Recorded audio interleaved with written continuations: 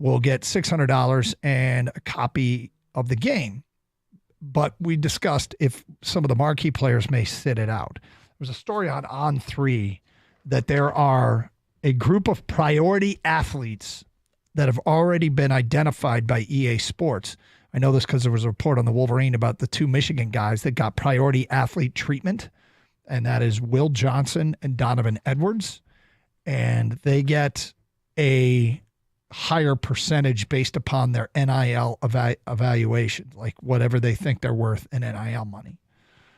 So they are trying to account for the better players getting a little bit more. I haven't seen who's on the list for priority athletes. I just saw the report from the On3 site for Michigan that those 2 players had gotten that deal. So Quinn Ewers or Shedeur Sanders or whomever you want to include in that top group, they will not likely be holding out, or not as likely to be holding out, if they can get a exclusive deal to them and their perceived value. Now, you're not a gamer. No, not anymore. So I don't know if you particularly care about any of this. No, but I've thought over the last couple of years I have been tempted to get a gaming system because I used to love playing hockey and the football and basketball and baseball. Mm-hmm. And they've got professional wrestling games out now too. I'm tempted to do it. I just haven't pulled the trigger. They have professional wrestling games? Video games, of course. Do they? Absolutely. Okay, I had no idea. And what kind of reviews do they get? Great reviews. Would it make you pull the trigger? Yeah. Do you get to create your own character? I imagine in wrestling, I would think you probably could. Scott the Gator Anderson. Or just be Gator. Right. Yeah. Crisis. I mean, that's how it started, right? Crisis. Crisis is a good name. Is it? With a Y? Sure. Crisis. Is there nobody named Crisis? I don't think so. That would be a good wrestling name. Be a good rap name, too. Yes. You're on to something here. I like where your head's at. Is there crossover between rap handles and wrestling names? Yeah. I mean, there are wrestlers actually that have rap entrances and stuff like that. Swerve Strickland, is a guy who I believe is a rapper as well. Swerve is a great rap nickname. Swerve Strickland's an awesome wrestler too. He's in AEW right now. Is he? Really enjoy watching him the last couple of years. I didn't watch before when he was in WWE, but yeah, and he's with Prince Nana as his handler. Can I give you a crossover idea? Yeah. So in case you're ever running WWE, yes, go get Rip Wheeler to make some sort of in-ring appearance. Just have some cowboy that comes up. I mean, there's some cowboys out there. No, go get the Rip Wheeler. Yeah, go get Rip Wheeler. And just have Rip Wheeler stand in the middle of the ring. Yeah, Rip Wheeler play some role. Cole Hauser, yeah. Just have him stand right there and dare somebody to throw the first punch. I would love to see Rip Wheeler worked into a storyline. You might get me to watch some. Might get you to watch? You get me to watch, certainly Beth. What about Beth? Beth is a valet? You're a big Beth guy. Love Beth. I know you do. When she got in the fist fight last season, I was wanting her to get her butt kicked. Yes, I was rooting for Summer. You were rooting for Summer? I was rooting for Summer. Oh, come on, man. I like a lot of what Summer stands for. Oh, good Summer's grief. my kind of girl. Summer's learning. She's getting an education. Summer's awesome. She's part of the resistance. Is she? Yeah. Probably not. She's just another conquest of John Dutton. Which, by the way, that whole thing makes no sense. That might be the biggest stretch of all the storylines. That John Dutton is hooking up with someone who's half his age. And couldn't be more opposite. Tree hugger. But here's what I like about that storyline is that it shows the two totally oppositional people when it comes to the political spectrum and everything, right? Yep. That there is common ground.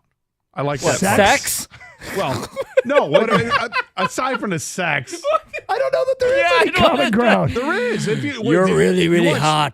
You watched the last season. I did. Okay.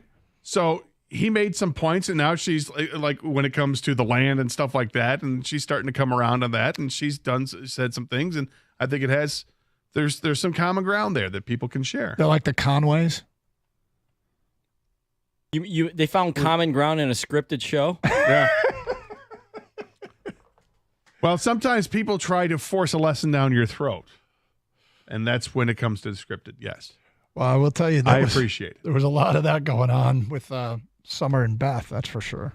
That was quite a fight. Yes, it was. Anyway, that's my idea. My $1 million idea. Write Rip Wheeler into wrestling. a wrestling. Rip story. Wheeler at WrestleMania. Yep. Okay. Could you imagine that? I would get quite a pop. I know the entrance music would be the theme from Yellowstone. Yeah. Does Paramount have any wrestling contracts? I don't know that they do. Nah, I don't know who's owned by who anymore. I know, It's right? all under one roof, right? Somebody's got to have it. Yep. Anyway. I'm with you on Rip. By the way, the Red Wings have announced their starting goalies, and this makes all the sense in the world. They play St. Louis tomorrow, and it'll be Alex Lyon again, and then they take on the lowly Chicago Blackhawks, and James Reimer will get the call there. So as they go, they're back-to-back, right? And they need to give Lyon Saturday, a break. Sunday? Yeah, they got to give Lyon a break. This is unprecedented workload in his career. Yeah, Saturday, Sunday. So they're playing the better team. They'll put Alex Lyon out there, and the worst team they'll play Reimer. So hopefully Reimer can capitalize on his last outing. Well, it was great a week ago. Yeah, put together back-to-back wins. This team can start stacking up some dubs and make it more of a smart play for the general manager to get aggressive at the trade deadline. Let's have some fun, people. Rico Beard has made his way into studio and joins us. What's up, man? Gentlemen, yeah, playoff atmosphere. Felt like a playoff game, 2-1. Yeah, it was cool. It was really cool. The only problem is basically what distinguished the Red Wings as the winner is something that'll never happen in the playoffs, and that is scoring a goal 3-on-3 in overtime. But you need the points, take the points. Jeez, Gator, how do you put up with this negative guy, man? I don't know, man. It's That wasn't respectful. No, but I get what you're saying. But no, Yep. just the fact that but it was a tight game. It was awesome. Comeback, crowd was in it, the energy.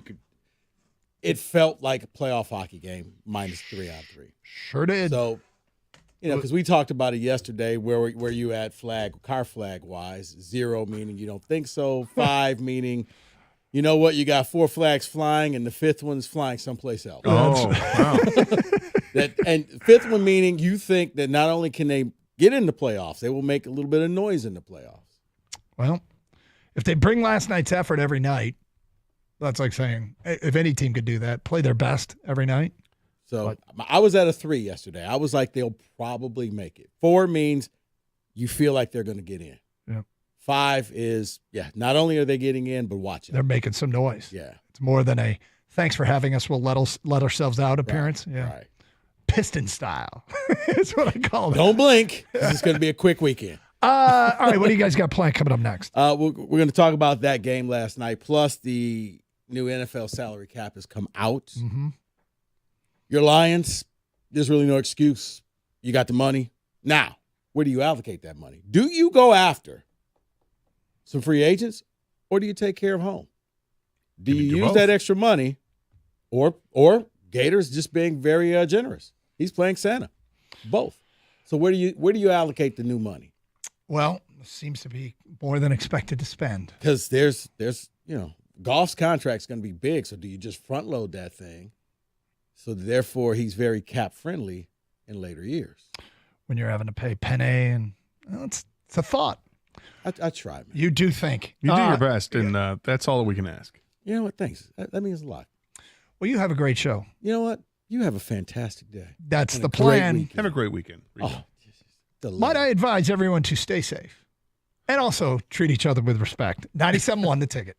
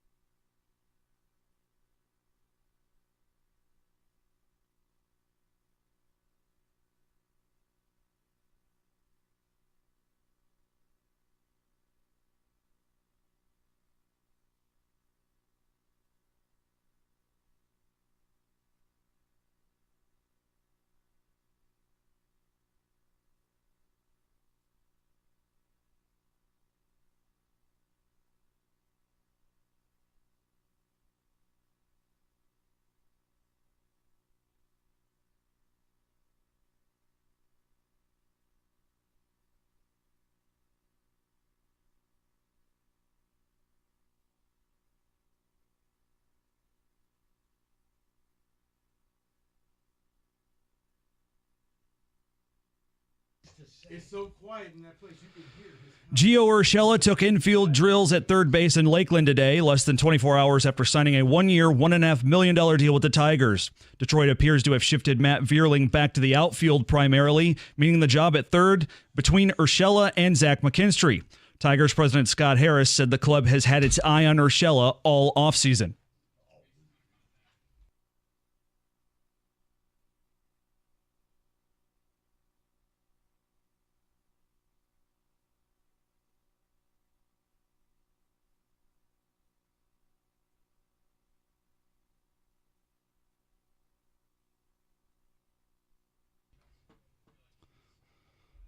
The Tigers' first spring training game tomorrow on the Bet 1270 at 1. The Red Wings are in the top wildcard spot in the Eastern Conference following last night's overtime comeback against the Avs. That win ended Detroit's 10-game losing streak to Colorado that dated back to 2018. It also improved the Wings' record to 23-6-3 when holding opponents to 3 goals or less. Wings back on the LCA ice tomorrow, hosting the Blues here on 97.1. Coverage starts at 11:45. And the NFL salary cap is increasing by more than $30 million to $255.4 this coming season. For context, the cap grew by $16.5 million last offseason. The new limit gives the Lions the 8th most cap space in the league at nearly $64 million. At the Corewell Health Update Desk, I'm Beanie Howell. For more, go to 97.1 The Ticket or Odyssey.com.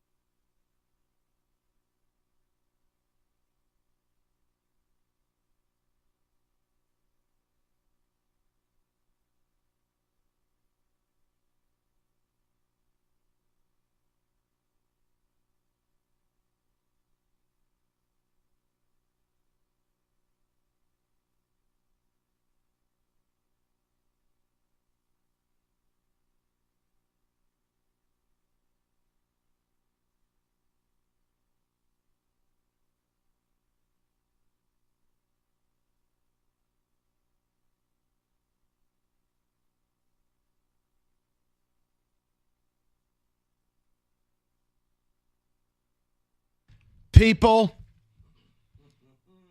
I mean, I have so much to say today. Beautiful Friday, and we have a loaded show.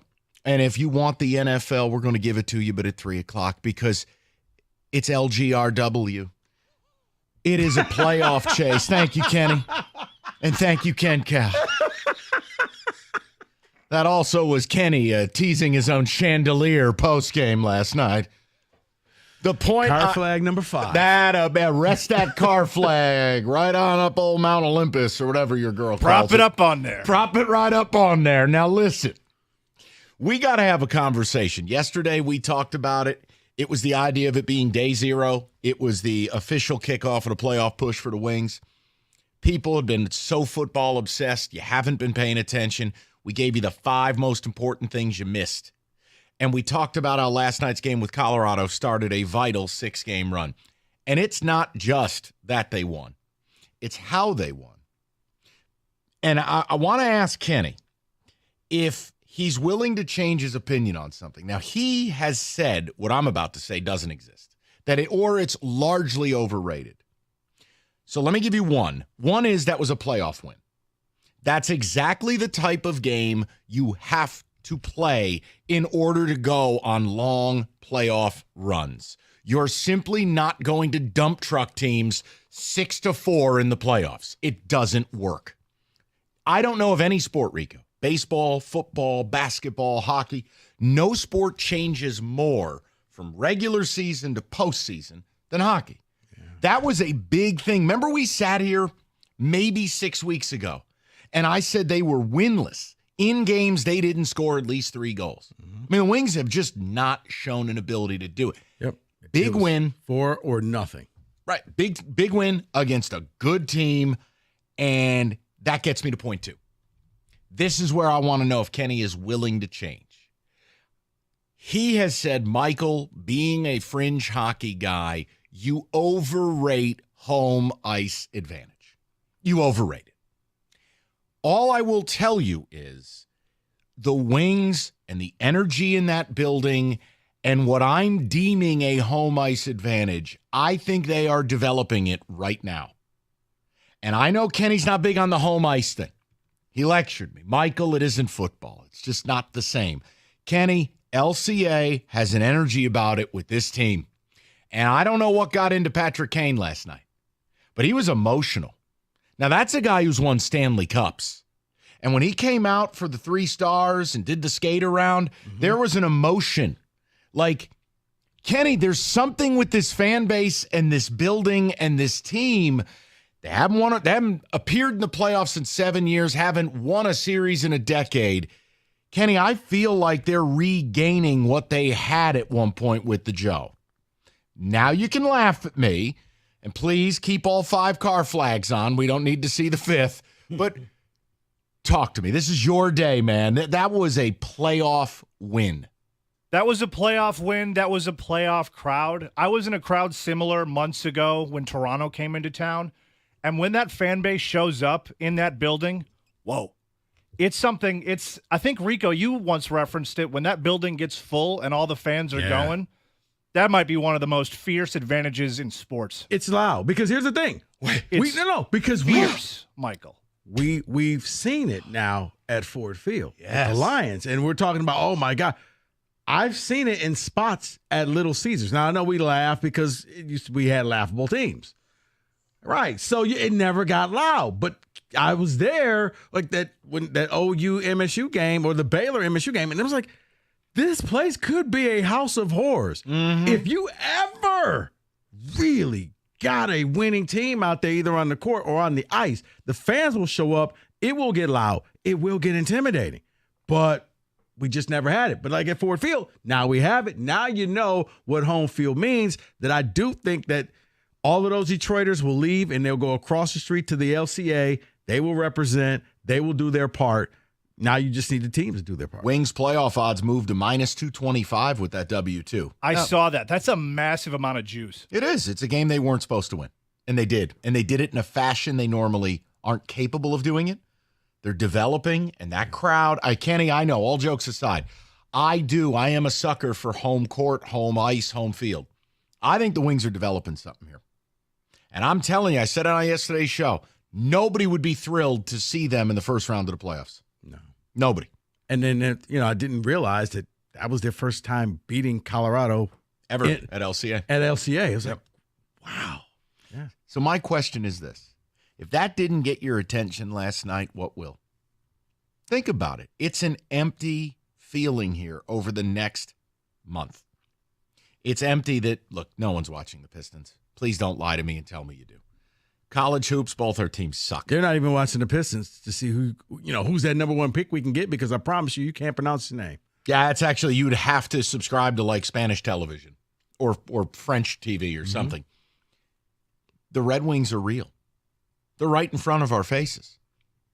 And I know last night flies in the face of the descriptors we had for them, which is high flying, high scoring, action.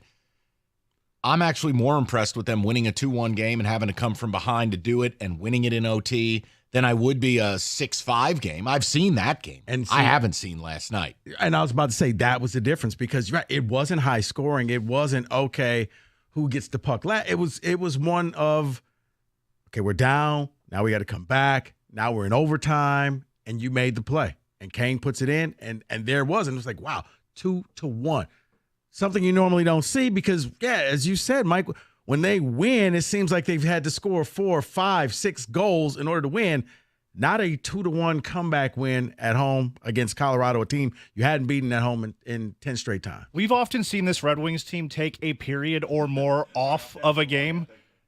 It seemed like 2 out of the 3 periods, they dominated. Despite the 1 goal they allowed, they put Nathan McKinnon, they stopped him. Mo Seider was a force against him. And I know that's just me being a Seider fan. It's not. Because every situation they had him against him, he was blocking passes, he was getting in the way. And that's one of the best players in the world. I know we do all the Connor McJesus stuff. No, Nathan McKinnon is right up there. He's the next level. All right, take it easy. It's not Toronto Sports Radio now. I'm just trying to tell you, it was a thing that I've never seen happen. I want to make sure we keep this moving. Let me say this. People, if I can't get you to call in about the Red Wings and what I think is a developing home ice advantage, perhaps this will get your dander up. Right now, you have the opportunity to have an audience with Roberto. Roberto is screening calls I today. just realized that. I was like, is that Roberto? If you've ever wanted to speak to the evil genius behind the man behind the music, as they like to say, you can call right now and have Roberto himself screen your call. What a blessing. He's very unhappy you said that. by Well, the way. here's the key. You can talk to me for the low fee. Right. On free. easy pay. Right. It's the equivalent of a Cameo, except this one's free. But here's the thing, guys. If you've always had a hard time getting through because Kenny's an actual call screener, Roberto doesn't know his elbow from his bleep hole about sports. You might be able to talk your way through. He's done that before. He's let a few people on. Hey, Roberto, that's one. So listen, we wanted to spend a couple segments on your hockey team because baseball is not happening anytime soon. Football, we're going to get to it at 3, but And basketball is not happening anytime soon. no, and collegiately, all jokes aside, State's the best of a bad bunch, Yep. and hey, I ain't saying much. No. So let's get into it a little bit. I think LCA, for the first time, you're getting to see what that building could possibly be. And last night's win, what a way to kick off the 6-game stretch. Now listen, don't go giving it back against St. Louis on Saturday night now. Let's keep this moving forward, please. Don't put that out there, please. St. Louis is objectively bad. What about the Fenwick? Objectively bad. Oh, bad wick. 248-539-9797. I have got all excuses taken away from your Detroit Lions at 3 o'clock. And if you want an audience with Roberto, we got a couple of lines open. Call up, see how his day's going. Talk to him. He'll tell you. Ask Roberto what he thought about Patrick Kane's emotion. He's here to screen your calls today. It is a limited time engagement. It's like the Home Shopping Network. Call up and talk to Is him. this Roberto? Yes, it is. And if you call right now, he will tell you about his most, in his mind, the most underrated vinyl release of 1988. But wait, There's more. 248-539-9797. We'll get your phone calls next. 97.1, America's favorite place to watch football. Stadium Swim, located at Circa Resort and Casino. You catch all the biggest games at a viewing experience built for you, the sports fan. 6 pools, 3 levels, and the largest outdoor sports book in the country. It's Stadium Swim. Book your spot today at circalasvegas.com.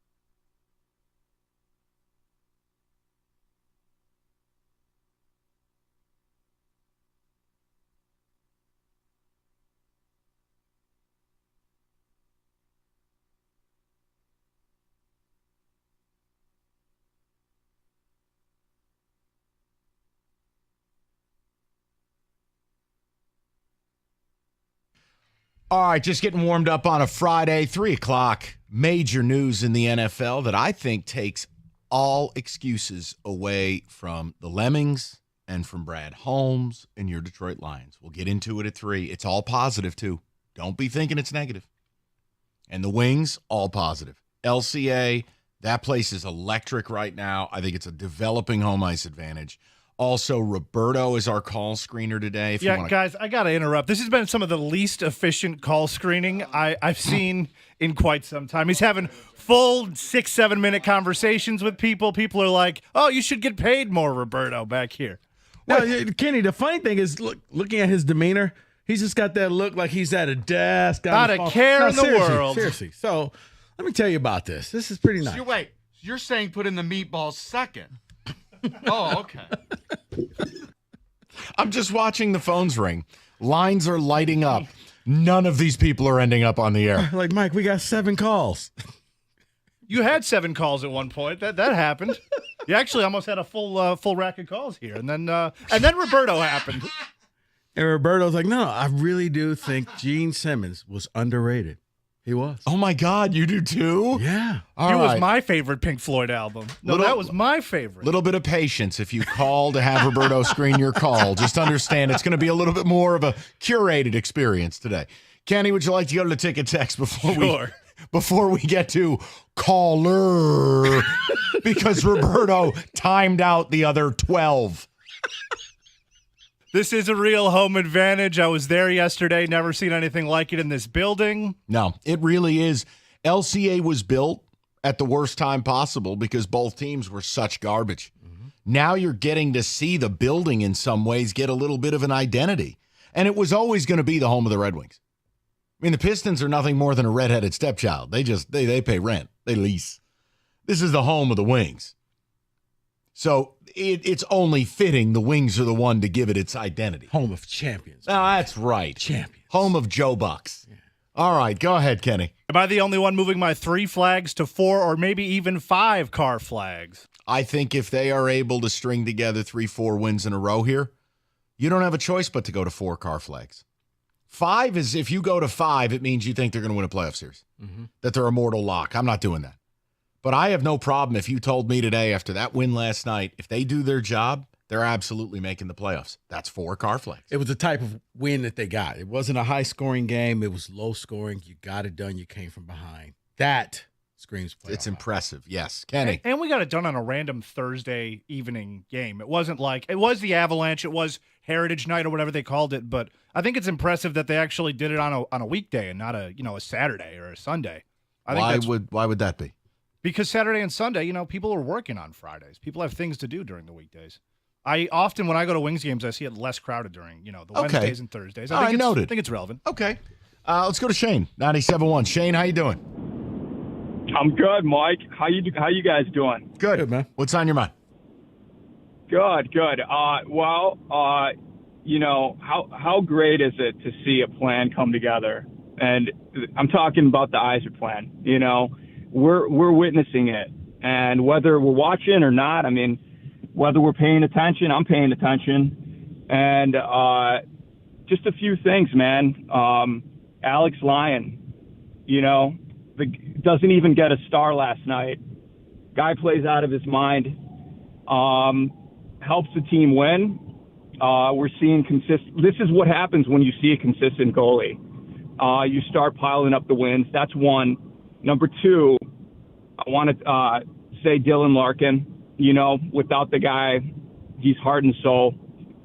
He's not going to put up 50 goals like a certain player in Toronto, but we don't need him. Larkin is heart and soul, man, and he's going to just watch come playoff time. I think you're right, Mike. Nobody wants to play Detroit. No. Just watch LCA in April, and it's so good to see a plan come together, boys, isn't it? Yeah, especially when, a couple of the other builds are stuck in neutral. Yeah, Shane, hell yes it is. And again, they did the things we wanted. They needed a front line, first line scorer. They finally went out and got DeBrincat. They finally went out and made that move. That made sense of the more balanced depth moves. it's all there. And now the last piece to the puzzle is earn the right to show Yzerman that it's time to buy at the deadline and add a piece to your blue line rotation. Your first pairing is set, and it's very good. But beyond that, empty. You need a veteran to help back there. And you'll call Evanson up. But he needs a partner that knows what the hell they're doing. I think that's the next move. So, yeah, let's stack some wins here to where the playoffs, it would start to take a collapse not to make it. Yeah, the stack some wins thing is especially important because the games we got coming up are, I'm not saying they are must win, but they're trap games is what I look at them as now because they're very winnable games. You have the St. Louis Blues, who are not a very good hockey team, and you have the Chicago Blackhawks, who are barely a hockey team at all. So basically no letdown is what you're saying. This would be a letdown spot. They have a back-to-back against two poor teams. So, yeah, you collect the win, so therefore down the line the other teams are playing catch-up to you, where you could afford to drop a game or two because they are going to have to go on like a 6-7 game winning streak in order just to catch you. So, yes, stack the wins. Yeah, now. it's like the Lions down the stretch. Just stack the wins, get into the right spot. That's all you need to do. And maybe at some point Roberto could begin stacking calls. So what is your name again? How do you pronounce Sam? I feel like Roberto's reading people horoscopes over there. Like he's not paid by the minute. Right. Wait, hold on. Sam, could you spell that, please? Kenny, hit us with a few tickets. I'm heading to LCA next Saturday. Can't wait to experience the Red Wings atmosphere. When's the next time you're going? I don't know. It's a good question. I should end up there this weekend. You know what? I just kind of assumed that you were there last night. No. I was enjoying from my own chalet. The tickets are getting a little harder to come by. That's I'm noticing that. I guess I should have took you up on the last time. You were like, hey, you want to come with me? Should have done it. I should have. Let's go to Carson, 97.1. Carson, how you doing? Good. How are you? Good. What's on your mind? Yeah. Well, I just want to talk about all the off-season signings that the Wings did.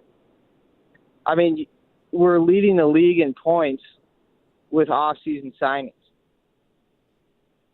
You got DeBrincat, Kane, Sprong. All these guys are tearing it up. Yeah, I mean, it's great. Yeah, they had it. Listen, they had a very effective offseason. They spent money. They brought in a frontline player. They brought in depth. They took a chance on Kane. Everything they've done, it's worked. That's part of why you wanted to bring in Steve Yzerman, because he's really good at what he does. Now, you got to build on it. I just don't see a scenario where you don't add at the deadline.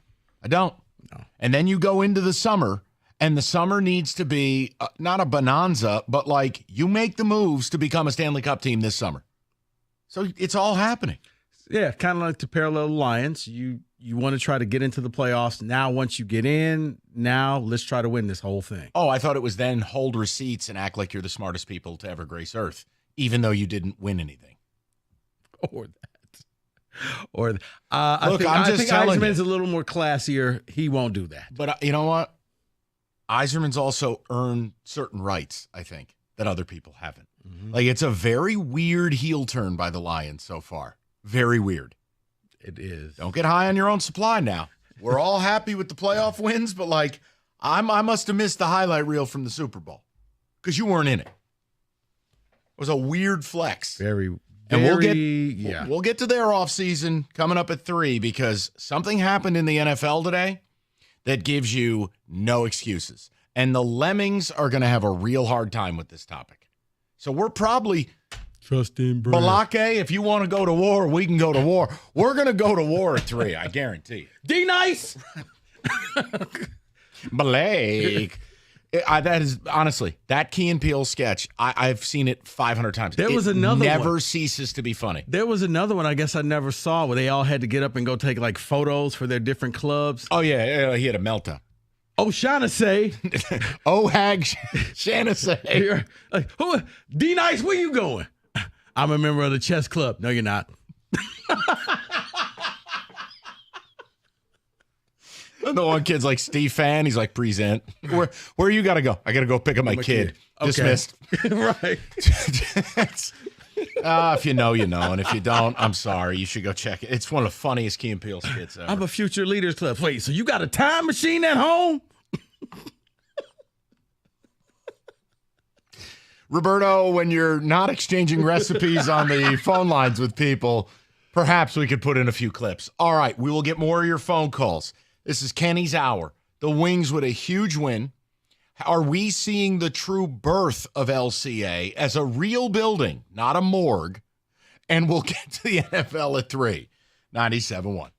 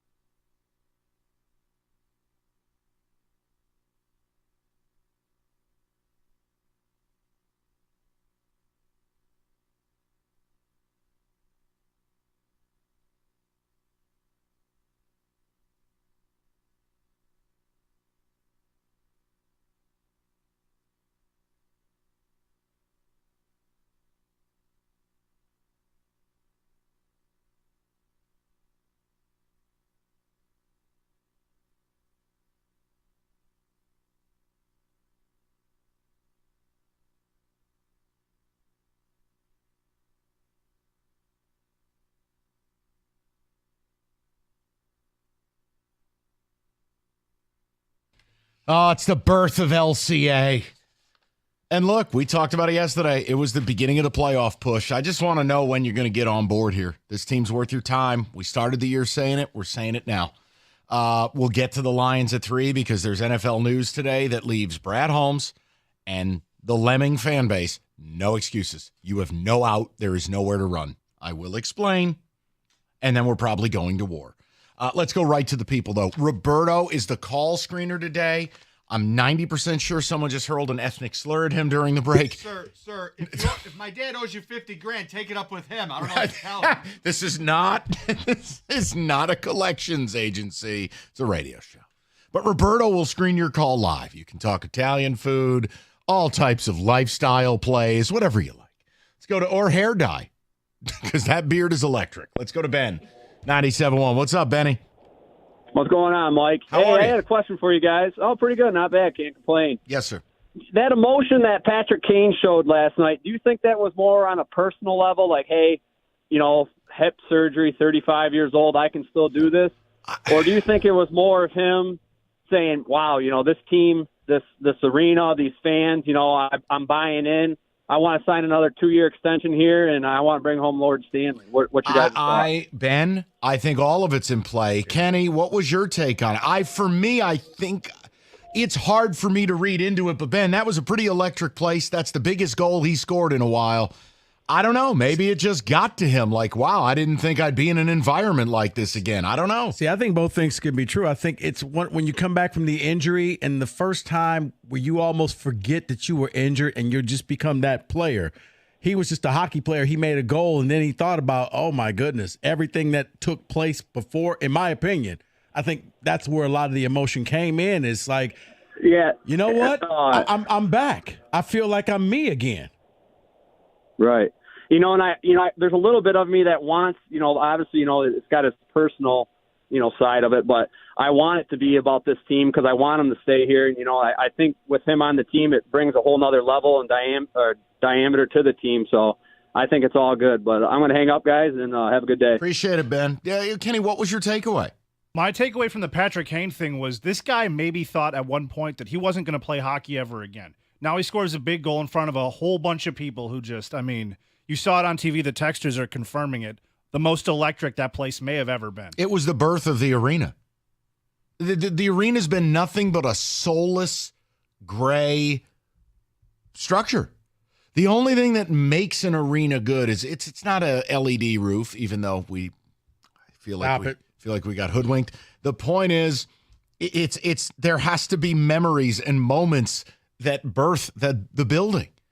I mean, think about it. No one, if you are younger and you were not a part of 06 with the Tigers in the World Series, right? And what that environment was like against the Yankees and against Oakland and then in the World Series. Like, if you don't, dude, I'm telling you, the night that Kenny Rogers dominated the Yankees in the rally towels, now you just see Comerica as a graveyard. Mm-hmm. But that's not what it is. So we're finally getting a chance to see what LCA can be. Mm-hmm. No, you look at Ford Field and you saw how loud with the decimal meter, and it was like, wow, this became that place where you're seeing all the false starts, and you're seeing how the crowd affects the game. That LCA's always had that potential. And now I think with the Wings, you're about to see what you saw this fall go across the Woodward, and you're going to see it at the LCA. Go to Tom, 97.1. Tommy, what's going on, buddy? Hey, good afternoon, gentlemen. You guys rock. I am still in shock. Last night, the game was amazing. The energy, what I saw Detroit do, they took perhaps the best transition hockey team in the NHL, and they had 4 guys all over the ice, and they just shut them down. Their back checking is improved tremendously over the past 2 months.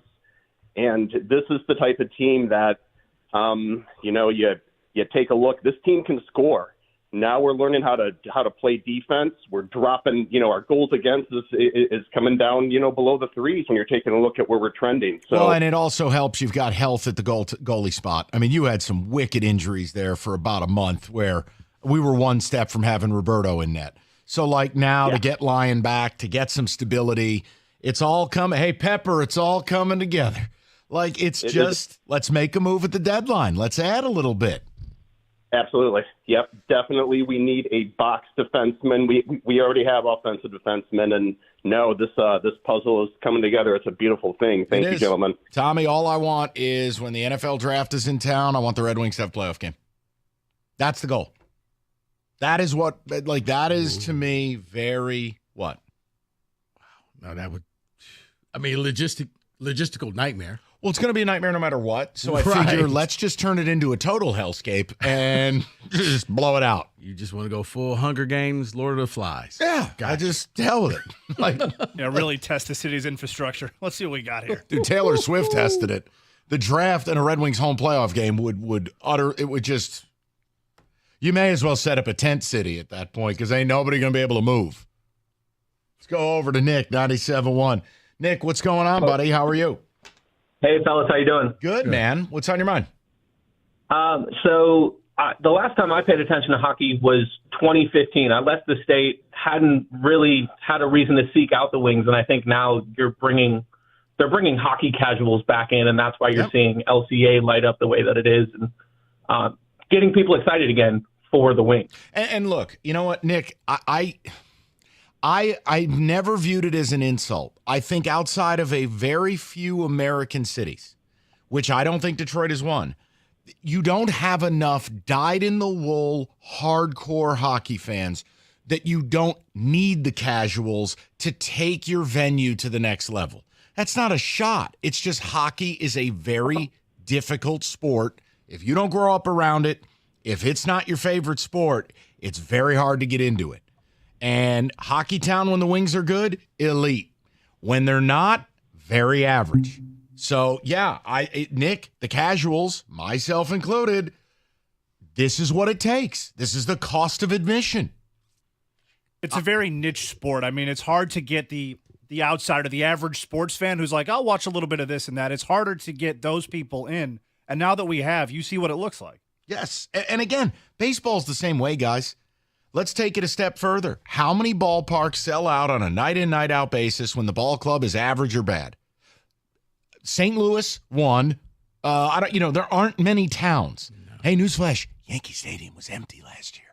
When teams are good, the casuals come out.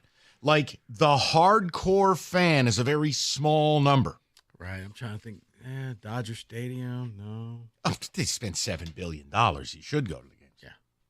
But, you get there at the fourth inning because of traffic. Meanwhile, I got to listen to audio cuts of Scott Harris being like, oh, I lusted after Urshela all off season. Like the guy had a broken pelvis. You paid him $1 million. Like, what are we doing here? He was the piece. I knew it. Okay, I'll go to Cameron. We had to get to him before all the other teams did. Right, before everyone passed on him for a fifth time. Cameron, how are you? What's going on, fellas? Talk to us. Hey, Kenny, I don't want to put you on the spot, but what's a ticket going for Saturday against the Blues, 12 o'clock puck drop? Probably a pretty penny. I don't have it in front of me. But I'll take care of Baltius. All right. I got you covered. You continue with the call. I'll get you a number in 2 seconds. Yep. So the Wings are getting ready to go on a run where they're going to play 4 teams where they have a better point total right now. So from here on out, I'm going to mark – I want you to put a game down in your calendar. February 29th against the Islanders, if the Wings find a way to win the next 3 games, which will put them at a 6-game win streak, and they go on to win that 7th game, mark my word, you will see a playoff atmosphere at Joe Louis Arena for the rest of the year. I like it. By the way, cheapest ticket in the house is $56. I'm using Game Time. $56. If you want that next level of tickets, you can get lower goal, row 14, $100 bill. Now you want the premium stuff, the club seating, that's all $350 and up. But cheapest ticket is $58. Good seats, decent seats, about $100 bill. And real quick on the the blue line comment, Mike, during the trade deadline. Yeah. I think they need an enforcer. I think they need somebody that'll put their nose in the you-know-what when the going gets tough, because playoff hockey's totally different. It's attrition. You got to have you need somebody that can go in there and just throw elbows. So I'm going to call and hang. I'll listen up, guys. You got it, Cameron. No problem. Appreciate it. Kenny, give me an enforcer we can acquire. Well, it's not even. I don't think this is the year to do that. That's a move you make when you're already assured a playoff. You've made the conference finals, Correct. And you want a little more grit. As yeah, they you say. need that grease to help you get all the way. That's fine. Get all the way to the cup. Yeah, exactly. That's not a move we need to be making this year. This year, just let's get to the table. Get more sound defensively. Kenny says the Wings need to acquire Peter Worrell. All right. Get you a Chris Pronger, why don't you? No, I mean, it's Sean Avery. Get in there. Man, yeah, I got some old school ones, but then I'll sound real old if I bring them up, so I'll just leave it alone. Basil McRae. All right, we're done. 248-539-9797. We're going to give Connor the last word on this deal, and we'll move it along. Connor, what's going on, buddy? Hey, how's it going, guys? Good. I'm sick as a dog, home from work, but if you're going to talk hockey, I'm going to make my best effort to call in. My man. All right. Now, looking back, I think it was 2018, Yzerman kind of threw down the gauntlet that the rebuild was over, and what he did was he traded for Ryan McDonough, who was probably the best defenseman on the Rangers. I think their captain, and although I don't think they won that year, But what it did is it signaled, all right, the rebuild is over. So I heard Kenny talking about okay, maybe this isn't the year for that. I argue the other way that, although it might not end up with a Stanley Cup, if we get a guy who's signed for another 2 or 3 years, 2, 3, 4, 5 years, it's gonna show the whole world that the Wings are back. It's time to push for a cup. Might not be this year, but the rebuild's over. I agree 100%, but I know you addressed it to Kenny. So, Kenny, go ahead. Last word is yours, brother. No, I agree with the idea of if it's a longer term, if it's you sign him after you trade for him type of deal, then yeah, that totally fits because this is the timeline to win. Yeah, I just, you know what, Connor, I think we're all like-minded on it, brother, and please feel better. It's just, if you want to keep waiting and waiting and waiting, there is no perfect time. And that's kind of my message coming up in 16 minutes. All these people who want to take this whole pragmatism, we're the smartest people in the room, we're going to have some problems because something happened in the NFL today that it leaves you no outs. Hold on, let me write down what you're about to say in case I need to use them for receipts. You petty MF. All right. You've heard about Northville Lumber, oldest company in the state, largest Trex decking outlet in America. Bottom line, it's all in stock all the time. That's how they do it. It's the secret to the sauce. They actually have product. They move enough of it to cover 26 football fields. There's a reason Northville Lumber can do it. It's in stock, and it's also having Trex certified pros to do the install. You can beat the spring rush and the price increase by getting with Northville Lumber today. Whether you're a buyer, a builder, anything in between, you call Northville Lumber today or go to northvillelumber.com. That's northvillelumber.com.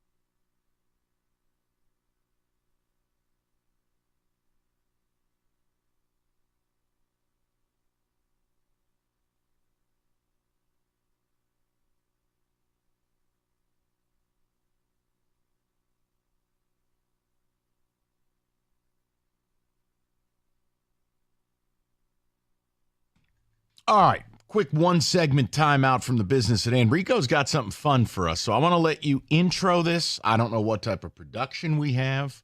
I know Evan just said he refused to be a part of the segment, so we're off to a great start. Mike, we're going to have some fun. Kenny, we got music. Oh, so this is going to be something sad and woeful. It's sad, but it's funny, but I want to see how well you guys can guess the worst win percentage in the last 10 years of the 4 major sports. And Detroit it's Pistons. Wait, they are a part of this. So you just jump. I was going to give you a breakdown. It's actually 26 because there's a tie for last. But 8 NFL teams, 3 Major League Baseball teams, 8 NBA teams, 7 NHL teams. Wow. See, that surprises me about hockey because it's so competitive.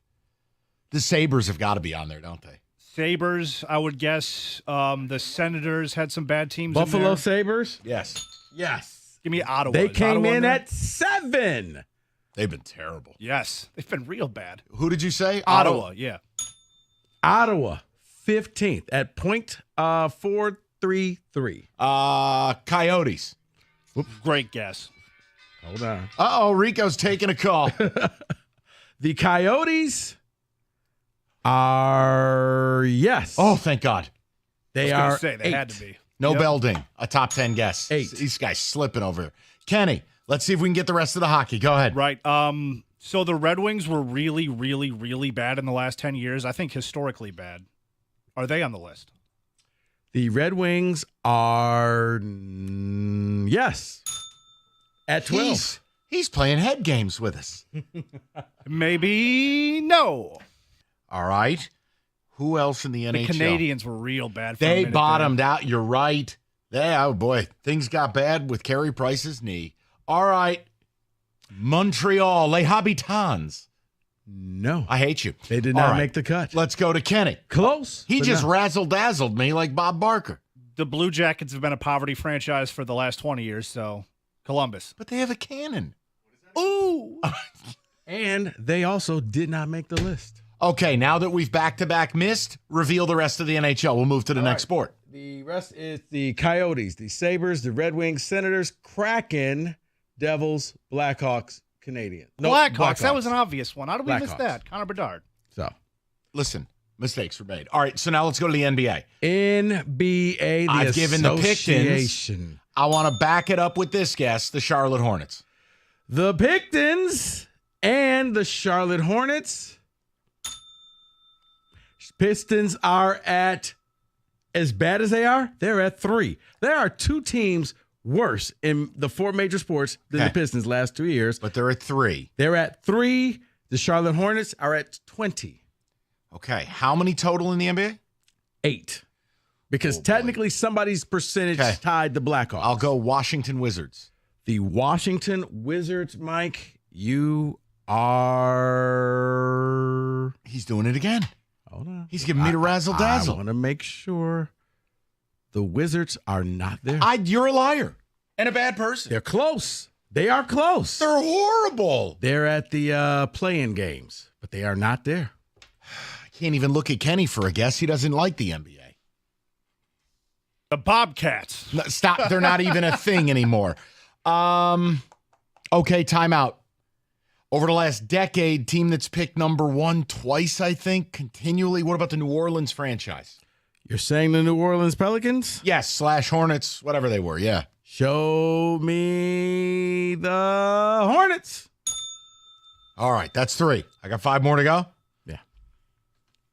I got to think. This is really not great. Okay, wait a minute. You don't have to go. Here's your hint, Mike. You don't have to go far. No, the Bulls. Cavs? No. Just give me the rest. This is unbelievable. The hint for you, Mike, you don't have to. The Magic. You don't have to go far. The Knicks. Oh. And the Nets. Really? The Nets are tied with the Blackhawks for the worst in the last 10 years. I never realized the level of Brooklyn Nets futility. Sacramento Kings, Los Angeles Lakers, Timberwolves. The T-Wolves, I would have guessed. Yes. Because this year they're good, but it has been a disaster. Yes. Wow. All right, let's go to baseball. How many total? 3. 10-year run. Tigers. Gotta be. Okay. Kenny on Tigers the board. at 21. All right, we're on the board. Think futility. Now, here's an interesting one. They won the World Series once, but then they've gotten historically bad. Uh-oh, I think. Would it be the Royals? Look at that. There we at go. 24. What about the Pirates? Close, but no. Hold on. National League team. Miami? National League team. Okay. No, hold on. Now, they had one playoff appearance. But, Kenny, it might be your B squad. Would it be the Cincinnati Reds? Cincinnati Reds coming in at 23. And now, your 8 NFL teams. Now, remember, 2 of these teams have a worse win percentage than the Pistons. Than the Pictons. And by the way, thanks to the last 2 years, the Lions are off this list. Or you would have had all 4 major sports in Detroit on this list. So let me start close to home. The New York Football Giants. Number 4. Horrendous. Let me add the rat bait team they share a stadium with that, by the way, MetLife has seen a total of 1 playoff game since 2010 between the 2 teams. The New York Football Jets. Number 2. There's only one team worse than all the teams out there.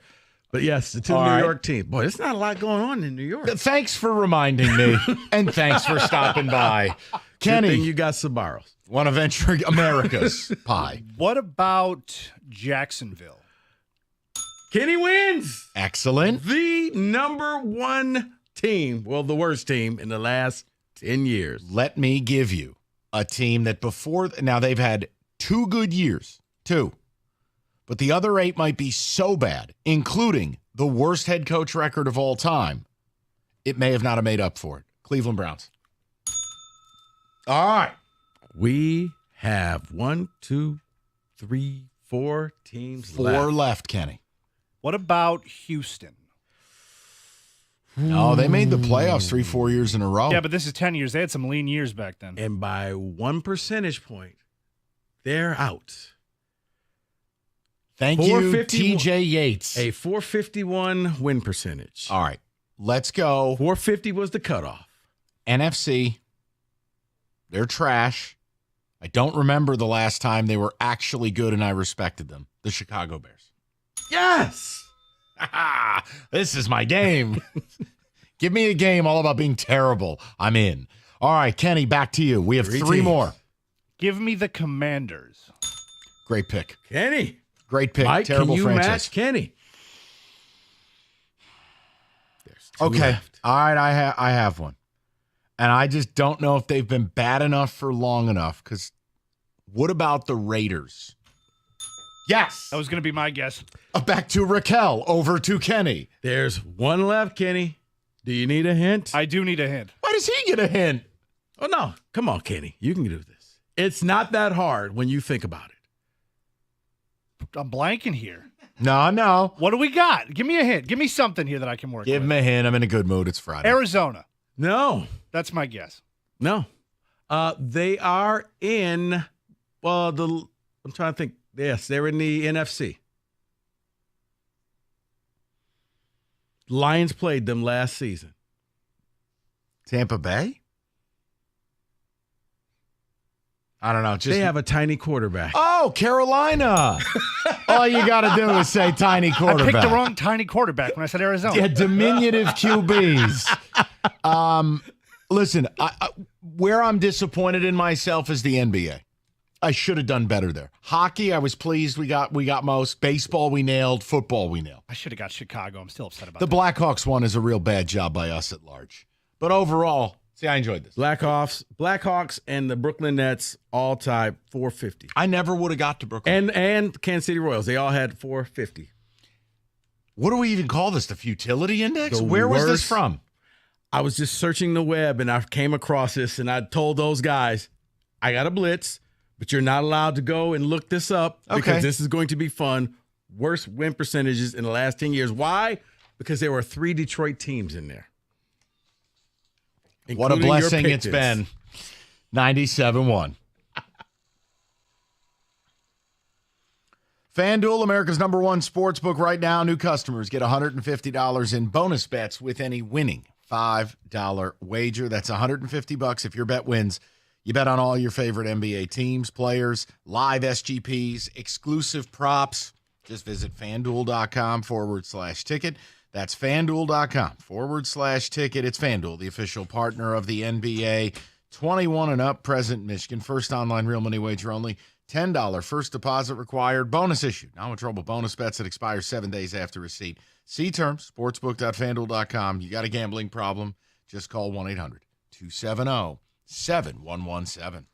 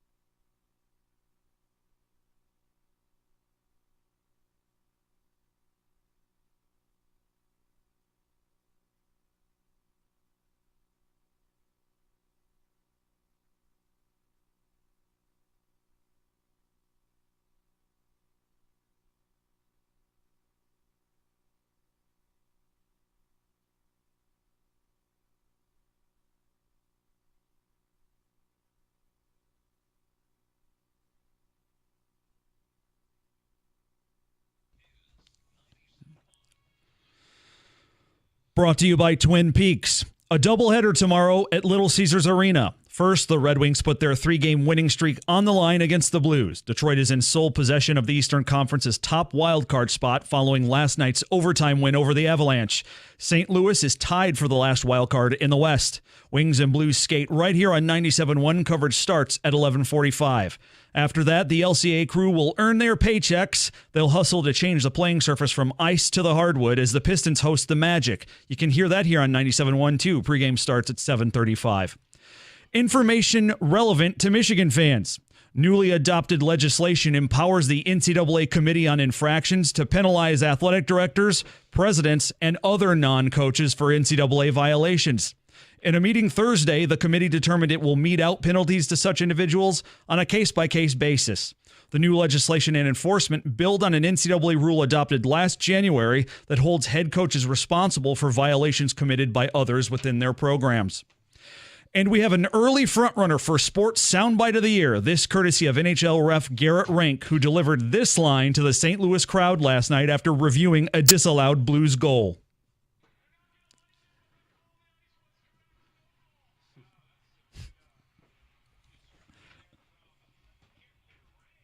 At the Corwell Health Update Desk, I'm Beanie Howell. For more, go to 97.1 The Ticket or Odyssey.com.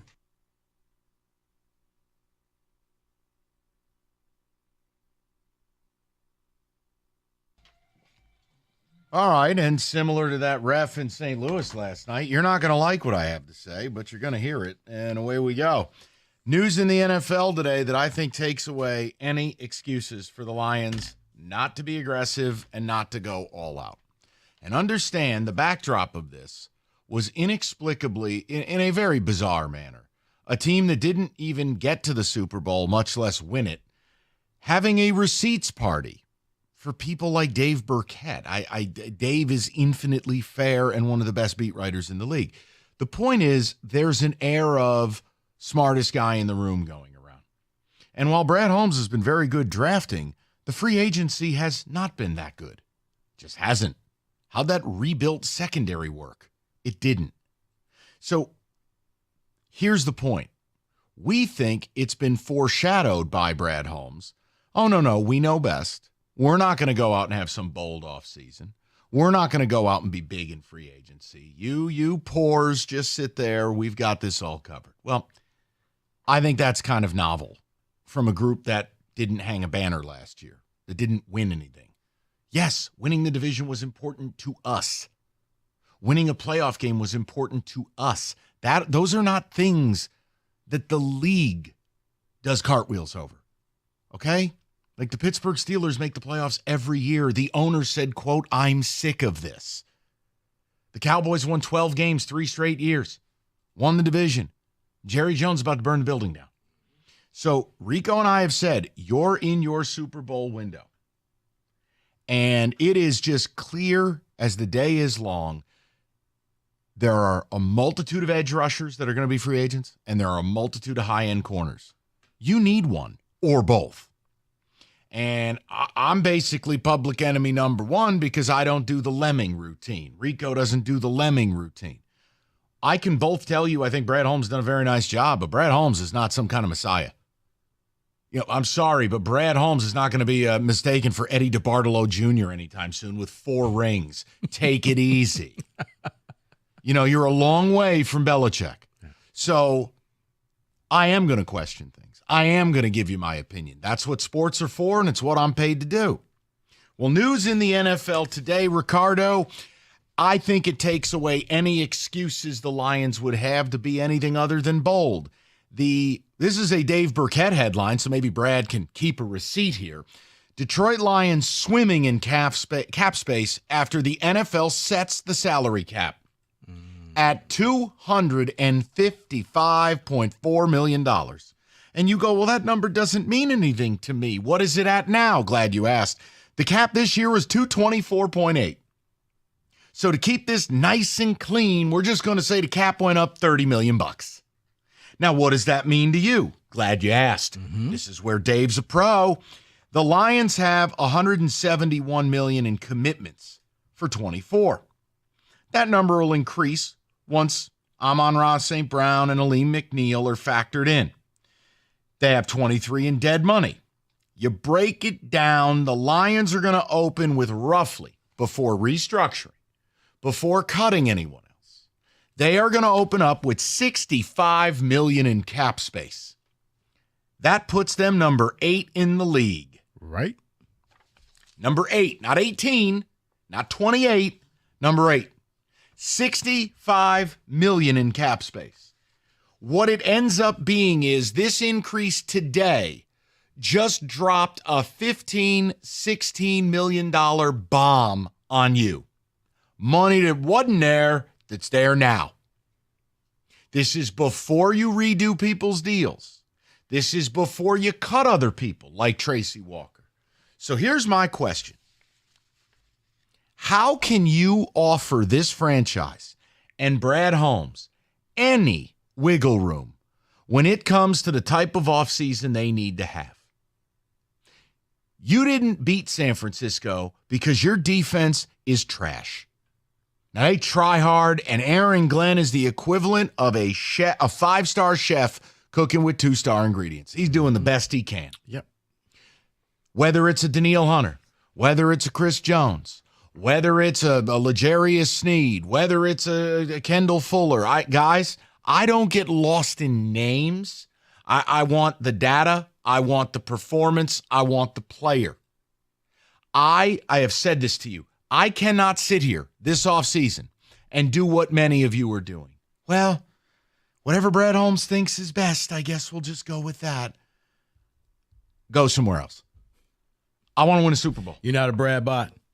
No, I'm not a bot for any sports franchise. Listen, think about this. Let's take what we're talking about with the Lions and let's move it to another sport and a team I like. A team that has made the Super Bowl. A team that has had a decade of success. A team that had it all. The Boston Celtics still have not won the Larry O'Brien Trophy. Brad Stevens, I was ready to run Danny Ainge out of town. Danny Ainge brought me a title.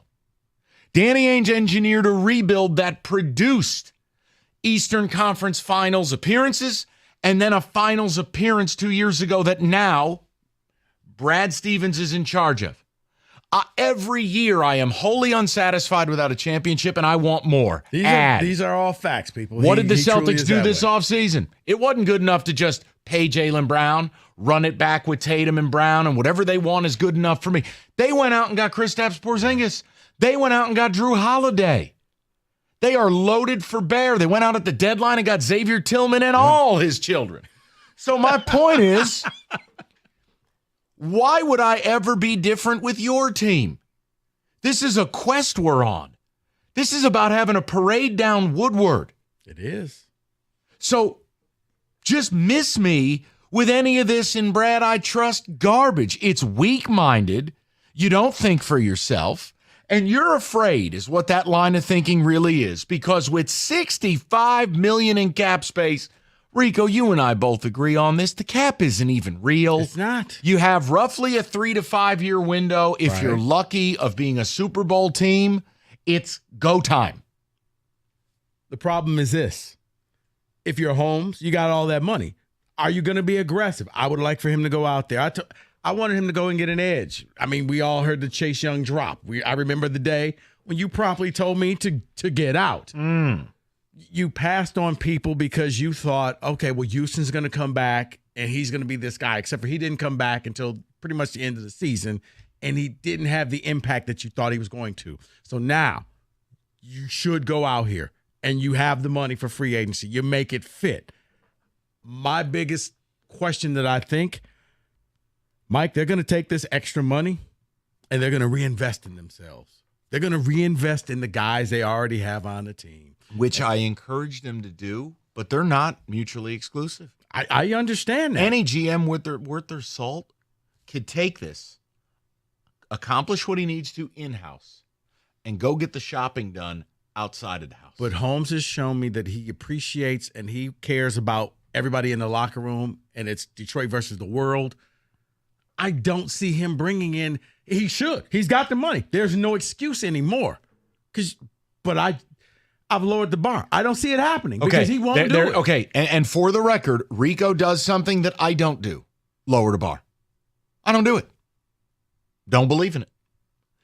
They are capable. Rico, I just think about, in my mind, 4 of the top 100 picks coming up in this draft that's coming to town. If they go out and get a big-time corner, let's say, and then you back it up at 29 and you select a corner, do you know how different that secondary looks? Mm-hmm.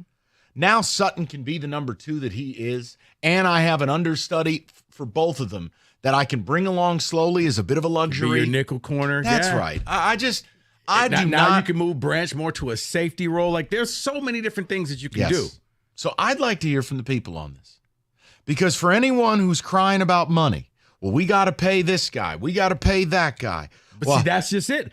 I wonder if Holmes is kind of like the fans. Well, What about when Sewell's contract is going to come up and Aiden's is going to come I got up? two and more. We got to pay Goff. And I got 2 Amon-Ra. more years with Sewell. I got 3 more with Aiden. Amon-Ra and Goff, we're going to have to pay them. We got And to the keep minute the you band pay Goff, together. it'll be restructured, or you pay Amon-Ra, or you restructure someone else's deal. My only thing is if you're going to reinvest and you got this extra money and you're going to re-sign Goff, do it now, front load it.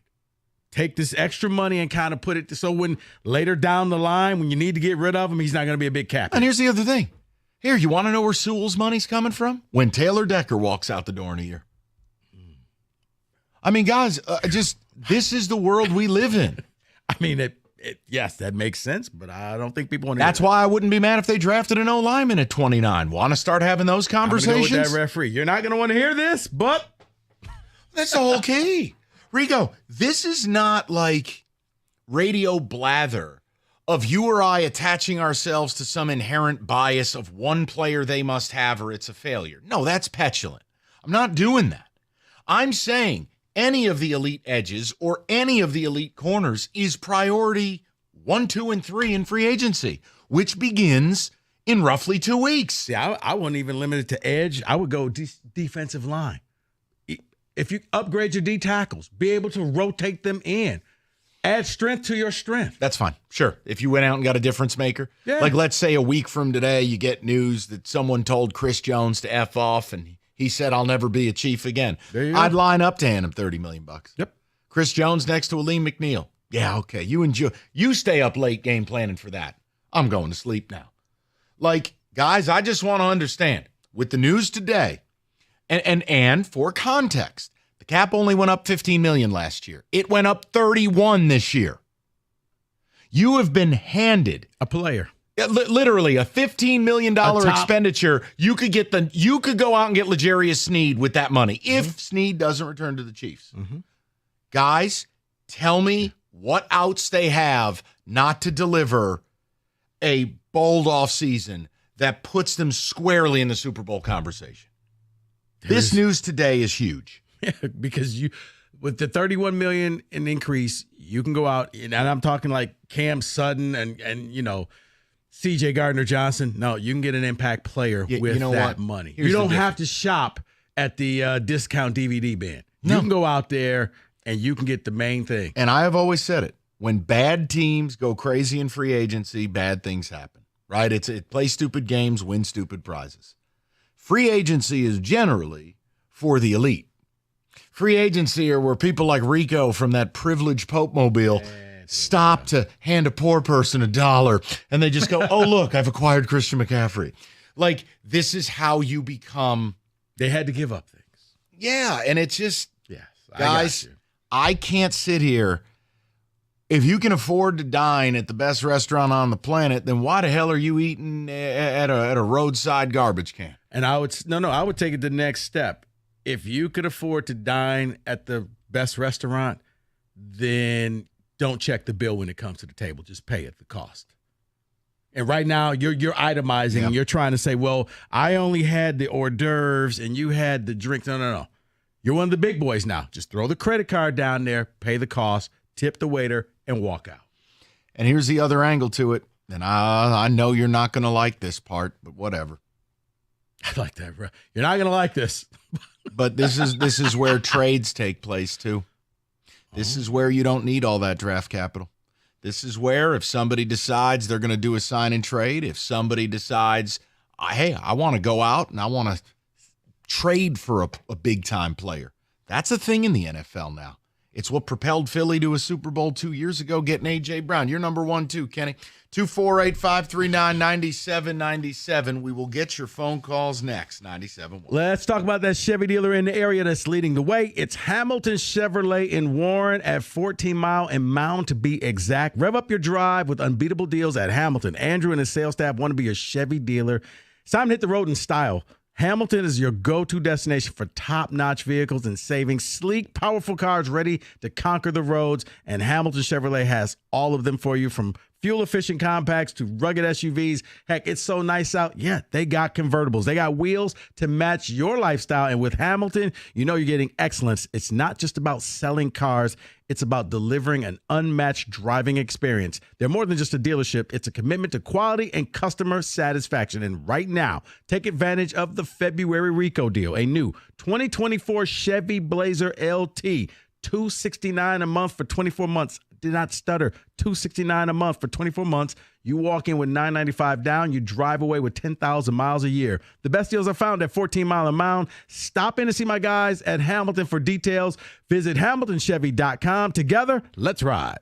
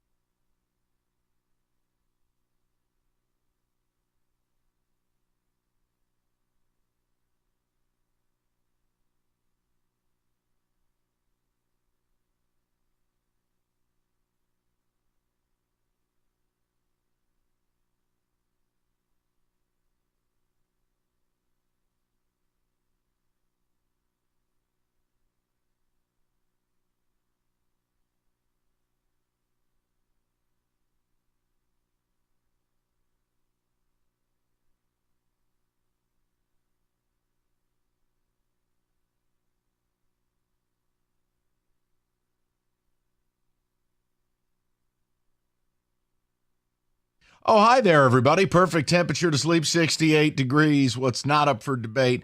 The best mattress on the market, the iComfort Eco. Supportive, designed to keep you cool, comfortable, feeling restored. Or Serta's Perfect Sleeper for pressure relieving comfort and support while you maintain a balanced sleep temperature.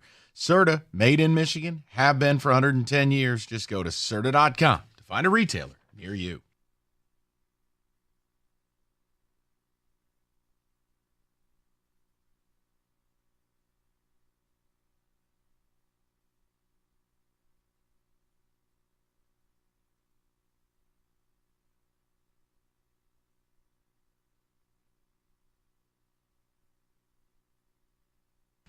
All right, Kenny on the ticket text. We'll get to the calls. Big news in the NFL, and it's positive, by the way.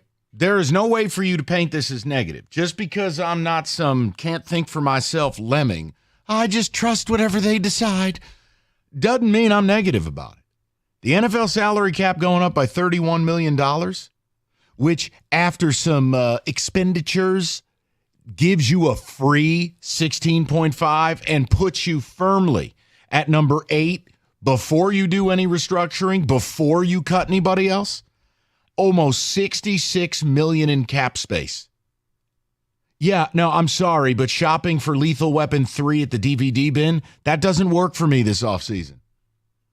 This is about putting the cherry on top of the sundae. This is about giving Aaron Glenn real tools. I want mean dudes who hurt people for a living. That's what I want.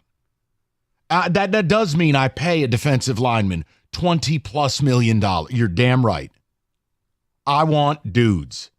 It's time. And if you want to get lulled into smartest guy in the room theater and we're going to sign somebody else's garbage and fixem.com, cool. I don't have to subscribe to your website. You're close to being a Super Bowl team. Why don't we do that? Because my fear is they might be getting lost in their own sauce here. That Badgley move yesterday? No. You didn't trust him enough to run him out there from 47. He can't kick a 55-yarder. 14 of your games are indoors, and you still have a below-average NFL kicker, and you ran to the altar to sign him again? Why? Didn't understand that at all. Super Bowl. Jake Moody from 54. Harrison Butker from 57. You weren't attempting either of those kicks. So why the hell would you spend exactly 10 seconds trying to improve your kicker? You didn't bother. How could you tell me you evaluated all the college kickers? You didn't. How could you evaluate the NFL free agent market? And by the way, I'd hope Brad Holmes had an idea that $31 million was going to be the rough projected increase. So why would you not sit tight? Take 10% of that increase and go get the best kicker on the market. You can answer those questions, or you can just refer to your cue cards because some of you are robots. You won one playoff game, and now you think you're Bill Walsh. Brad knows what he's doing. Rico, those are legitimate points, though. No, Mike, they are. And when the number came out, it was funny because you were in a meeting, and I was sitting there like, well, it's how we think alike. Because I'm like, you have to do something now. You have to do something. You can't just say, we're going to take this money and we're going to spend it on Jared Goff. No. You've been gifted an impact player with the increase in the salary cap. Rico. You now can go get one impact player to help change this defense around or change the team around, but you need defense. Kenny and his girl are looking for a house. They found one they kind of like, but it's not in a neighborhood they like. And then Kenny's long-lost Uncle Cletus decides, Kenny, here's $100,000. Get the house you want. Now, Uncle Cletus may have been hit by a truck, and it was an unfortunate incident. The point is... But you know what? We'll put a photo of Uncle Cletus in the living room. But what's Kenny going to do with the extra money? He's going to get to the neighborhood he wants to get to. All we're trying to do is go down Super Bowl Drive. I don't want to live on Wild Card Cul-de-sac. I want Super Bowl. You're going to need impact players. And it's funny, but you don't have an Uncle Cletus, do you? No, I do not have an Uncle Cletus. Thank you for asking. For a second, I thought that hit close to home. But that comes with the territory that you're going to have to go out and spend. You're going to have to get the impact player in order to win a Super Bowl. Take it from Mike. Your team has won the Super Bowl. You have to make moves. It's not about just getting a bunch of guys that everybody likes and the fan favorites. You need a couple SOBs. You need a couple people who are just bad people all together. And you're not going to invite them over to your house that you just bought. No, you don't need to know where I live. I'll just see you at practice. But on the field, go hurt somebody. Right. Go cause some damage. And we've seen in the NFL, the trade market is now a real thing. It's become like the NBA in that regard. If I had my druthers, I'm probably not even picking at 29. A different color football helmet would be selecting there because I would have traded it for an accomplished Pro Bowl guy who's, God help us, on a controllable contract. You're damn right. So let's have that convo. Kenny, ticket text. What are people saying? I need Holmes to sign a legit number one corner and interior pass rusher for me to 100% buy him. Without these signings, I will forever be half in on him. Strike now or quit your job, Brad. Super Bowl windows close as quickly as they open. That's right. And when you, and here's the other thing. If you want to tell me, but what about the future? The NFL is rolling in money. The cap, you know what's going to happen next year? Cap's going to go up again. Mm-hmm. And again. And again. Don't worry about it. Go ahead, Kenny. I don't understand the Brad bots, just blind faith. I've never understood that with management. Dude, it's the same people that do it with the Tigers. There's just a weird sector, a cabal, if you will. Like look at the Steve bots. You couldn't dare say, geez, I really wish they get a frontline scorer last summer, or you were the Antichrist. Kenny, it's human nature is you see things as you want them to be. Because sometimes when you have to think about them, real life can get scary. It's scary to think, as good as we were, we've got a lot of ground to go. That next year won't be as easy, that we won't be as healthy, that the schedule will be better, that we will go from the hunter to the hunted. People don't want to think about those things. Well, here's the other thing that you need to also think about.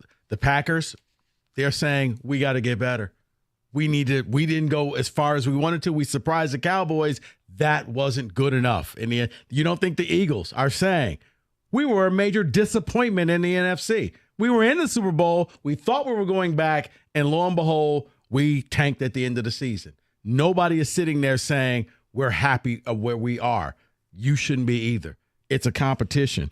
And next year, your job is to become the number 1 overall seed. You think the Niners are saying, we made the Super Bowl, we'll be back? No, they're going to have to make decisions. You got to do whatever it takes to claim the number 1 spot, to get all the games right here in Detroit, down at Ford Field. That's your goal. You're not in competition with the Bears and the Vikings and the Packers anymore. Those days are gone. You've now graduated to the big boys. I agree totally. Let's hear what the callers have to say. We'll get to them next. 248-539-9797. If you're going, what the hell are these guys talking about? NFL salary cap is up $31 million year over year. That's 16.5 right in your bank account. That puts you at $66 million in cap space this year, which is 8th in the entire league. Don't be selling me on some quiet offseason. 248-539-9797. Elevate your driving experience. Moran Buick GMC, the 24 Sierra Crew Cab, 2.7 Turbo Max, a 4-wheel drive, drivetrain. You're getting the 20-inch wheels and a whole lot more. 24 months, $295 a month. New stock arriving daily. Easy online ordering, MoranExpress.com. They'll have the vehicle you're looking for. All you got to do is go MoranExpress.com. Whether it's for stock or certified service, they've got you covered. It's fast, it's easy. MoranExpress.com. At Moran Buick GMC, where you always get the best price, period. It's on Telegraph, just north of Eureka and Taylor, or at MoranExpress.com. Moran Buick GMC, we are professional grade.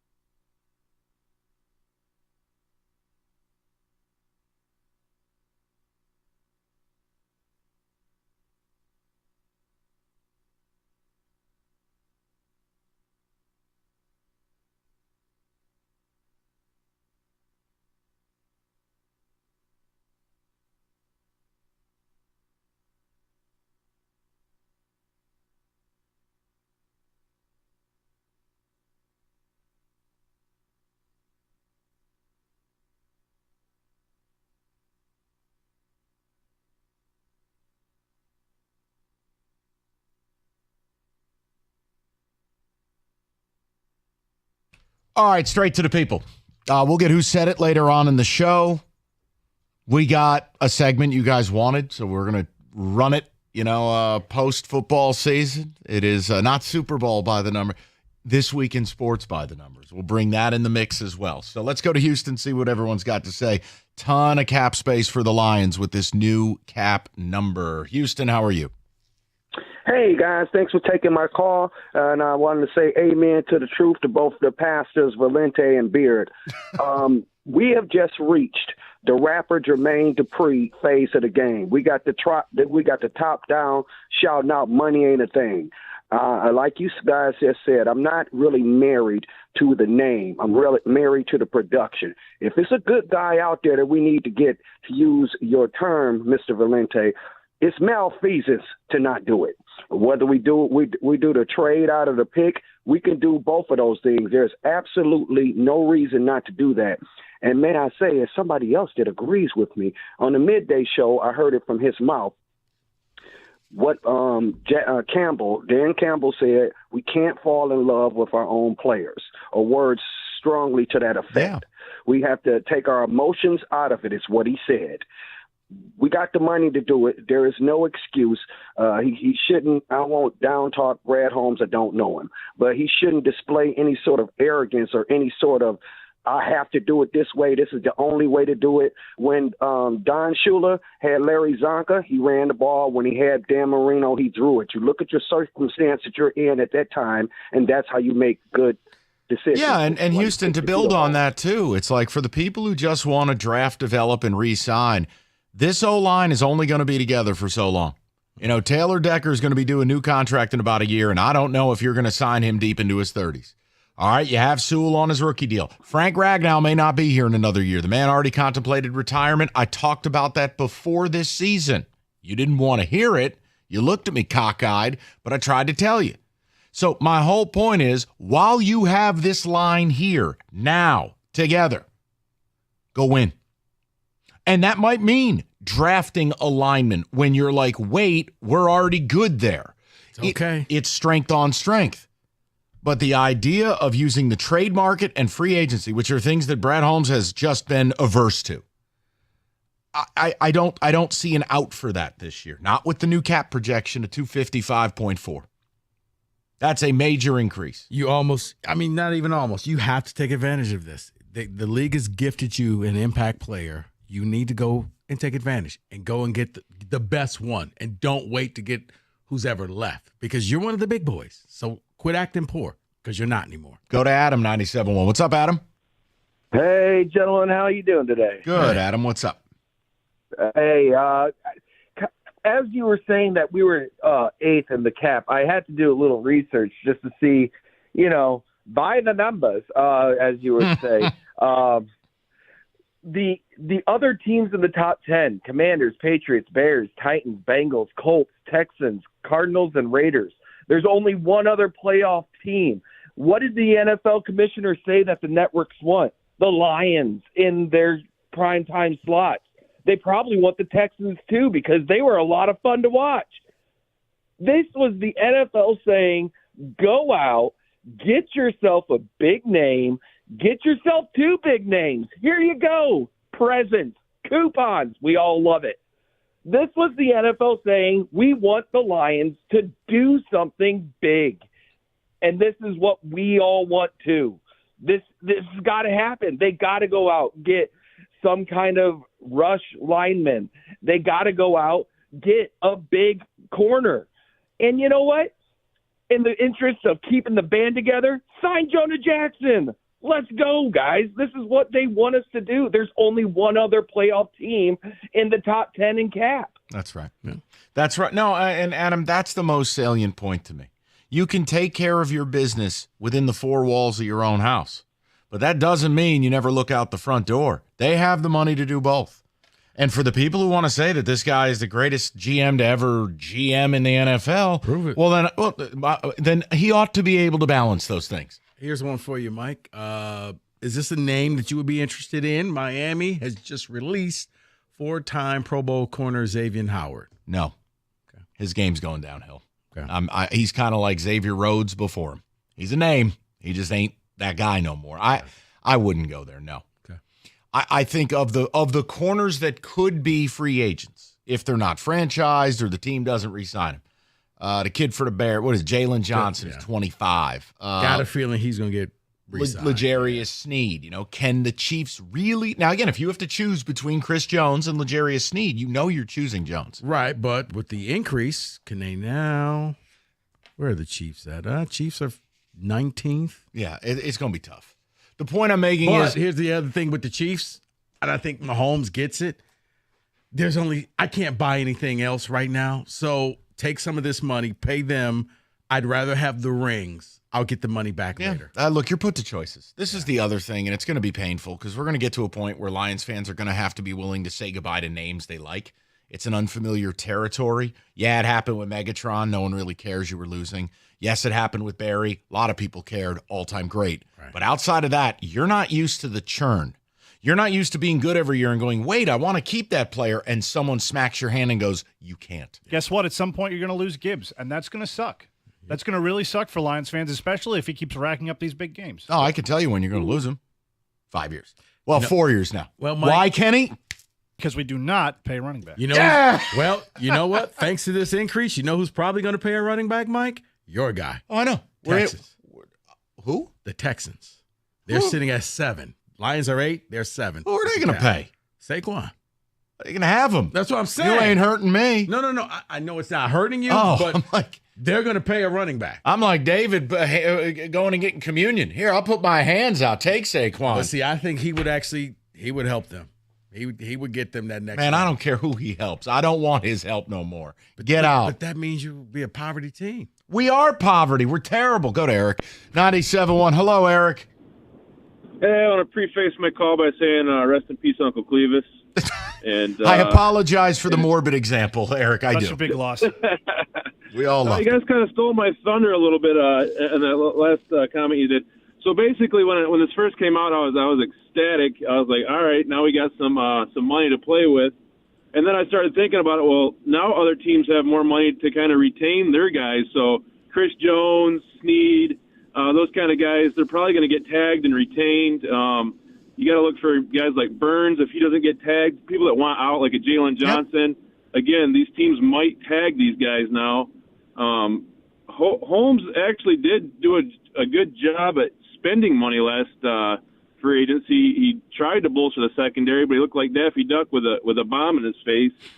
They just didn't pan out. No, and look, I think they're in a much better position now. It's just no secret. You need an edge and you need a corner. And it is his job to procure proven commodities. This ain't take a chance on me theater now. Just go get a dog. Exactly, and I think you nailed it. It might have to be through the trade, which he's not really shown. I mean, outside of the very first move he did. But I don't know if we're going to be able to. I mean, the cap going up. I don't know what's going to be there for us, and he's got to. You have to remember something. The cap going up. It's not a unilateral thing. Remember, the cap went up $31 million, but it only benefited you by about 16 because contracts change, incentives kick in, dead money. So for these other teams, it's not that the Chiefs, in all likelihood, have $31 million more. In fact, it may be something that, look at Buffalo. Chiefs are sitting at $28 million. Okay, so again, signing Chris Jones, who's going to want a hefty guarantee and all this, they don't get to keep everyone. Right. And to put it in perspective, Mike, like the Niners are sitting there at $4.6 million. That's all they have. That's barely enough for a pre-dinner cocktail. The Bills are still in the hole. Believe it or not. Yeah, they are. You know why? They're in the hole by $41,000. Right, because Josh Allen's contract kicked in. So that 31 doesn't benefit them the same way. Cowboys are in the hole by $3,000. That's basically like Jerry Jones underwear. They'll figures. The cap isn't real. I know it's not. But no, you do get put to a choice. Look, the Bengals, they can't keep T. Higgins. You can't outrun it to keep everyone. They may be able to now. Bengals are sitting there adjusting at about $74 million. They're 6th right now. But the problem is they got to pay Jamar Chase. You can't pay both receivers. You are correct. I mean, what do you think Chase is? 30 a year? What's Jeffrey? I mean, Tyreek Hill's 30. If I'm Jamar Chase's people, I'm going. You're going to be 30. All right, so right off the rip, and then we got to start discussing that offensive line, the whole bit. Well, whatever. No. Bottom line, we're talking football. It's exciting. Basketball, FanDuel, America's #1 sportsbook right now. New customers get $150 in bonus bets with any winning $5 bet. That's $150 if your bet wins. NBA, live SGPs, exclusive props, player props, FanDuel.com/ticket. That's FanDuel.com/ticket. It's FanDuel, the official sportsbook partner of the NBA, 21 and up, present Michigan. First online real money wager only. $10 first deposit required. Bonus issued, non-withdrawable bonus bets that expire 7 days after receipt. See term, sportsbook.fanduel.com. Gambling problem? Call 1-800-270-7117.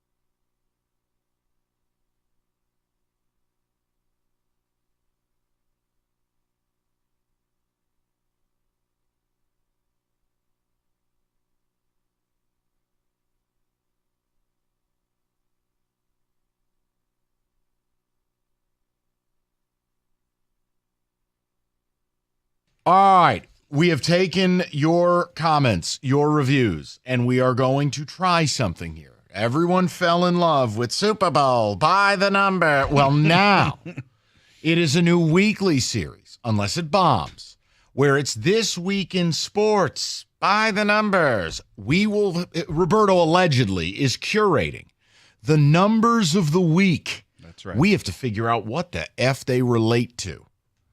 This could be good. It could be terrible. This is why you experiment in the offseason. Here we are. Soft opening. Let it roll. Sports by the numbers.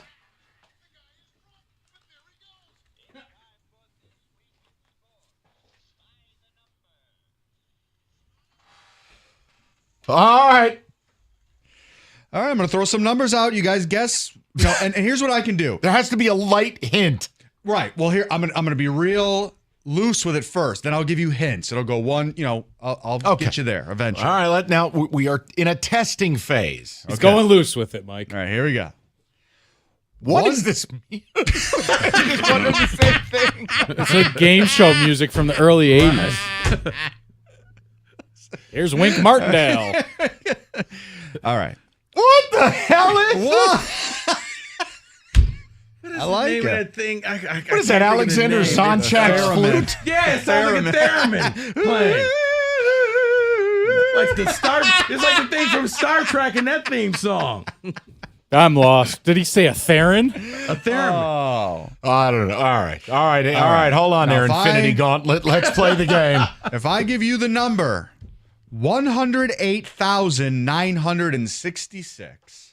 The hell am I talking about? Wait, say that again. 108,966. 108,966. Can we get like what sport this might relate to? Because sports. Wait, was it this music? No, this wasn't the Indy 500, was it? Daytona. Doug and Scott broke it down. Maybe that's the total amount of Fans. Hilljacks who attended it. Oh, I like that. That is wrong. Oh, okay. Okay, what's the number? Hilljacks. I will say it relates to the NBA. Oh, did they have that many at the basketball? Weren't they in the football stadium? Over the weekend. Total attendance? Over the weekend. You stupid. That is wrong. All right, just give us the number. It is a dollar amount, $108,966 that they won for winning the game, right? Or just being there. It is the amount Isaiah Stewart will lose in salary due to his suspension. All right. 3 games. Okay. Good job. Good. Right. This is good. Minus this unfortunate Alexander Zonchak remix. For you so you can see okay. What it is. Yeah, okay. You've seen it before. It's Please weird. Read something else. Okay, here we go. $600. $600. I got a guess for this. I got this. Okay, go ahead. No, but you rang in first. 600 is the NCAA 25 Yes. money that the players get. What every player who's opted in to EA Sports NCAA 25 gets, plus a copy of the game. That is correct. That was a layup. That was a layup. He got loose with it. Kenny with the basketball question. Look at you. Football. NCAA football. Oh, yeah. Yes, Roberto. All right. Sports by the numbers. Oh, yeah. 397. 397 this week. Evan's now grooving to the music. You're Oh, not no, helping. I was playing the theremin. I saw it, and I was like, air theremin. 397. We need Kenny. We need a hint here, Roberto. Yeah, we need 397 points. Oh, NBA the All-Star game. Yes, it was a record number of points were scored and only 3 fouls were committed. Wait, they only called 3 fouls in that game? Dude, one of them record. that was embarrassing. This week in sports, by the numbers. All right, let's keep it going. Okay. This is I don't mind this. Does that make me bad? we need to keep the music. This music is tragic. I love it. This goes right up there with the deal breaker. Deal breakers, right.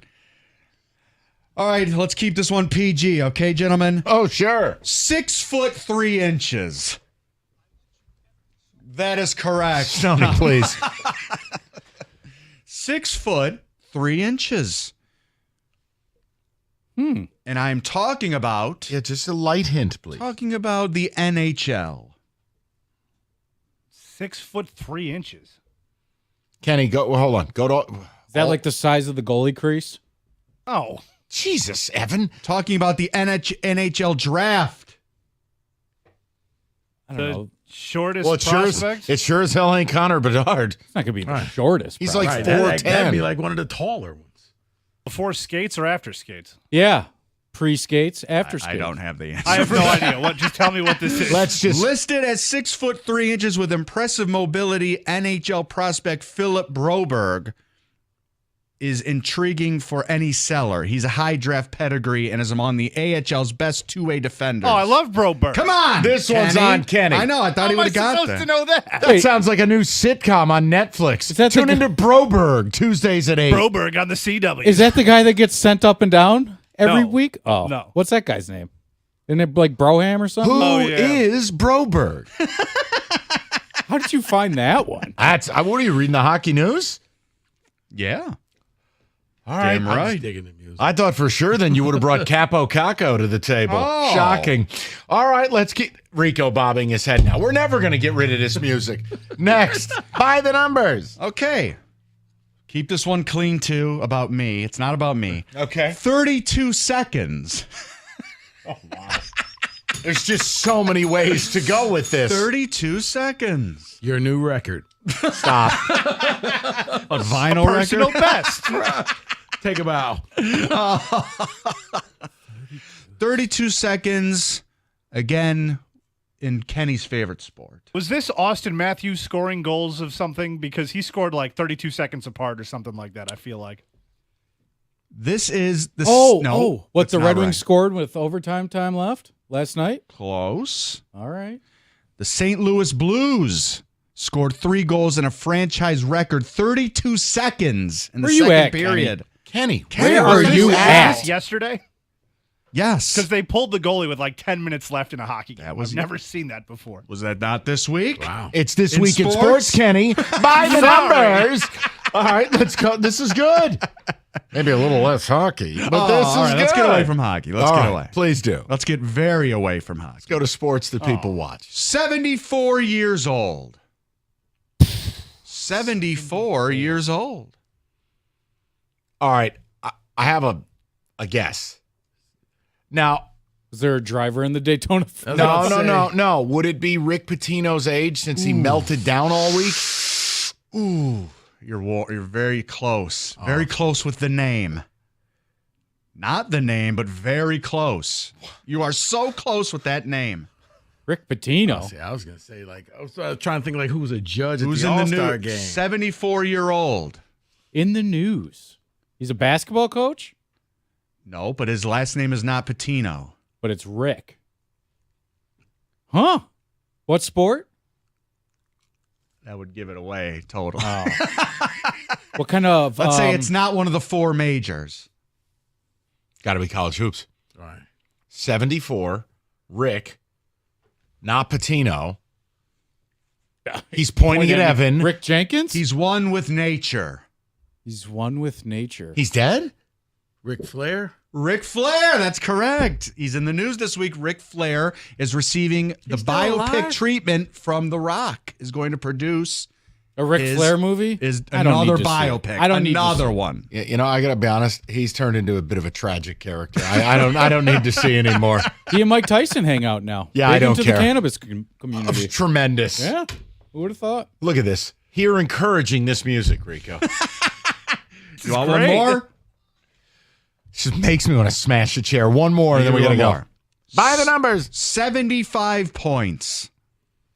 75 points. I don't know. Is that like what the Is leading that what team in the Northwestern NHL has? scored last night, beating Michigan? It is college related. 75 points. Did Iowa score that on state? Ha ha. It's for a record. 75 points for a record. Oh, Caitlin Clark. That is correct. She needs 75 points to break Pete Maravich's NCAA all-time scoring record. But wait, I thought what's his name held it from U of D. Antoine Davis, didn't he play? Oh, Cookie Moore?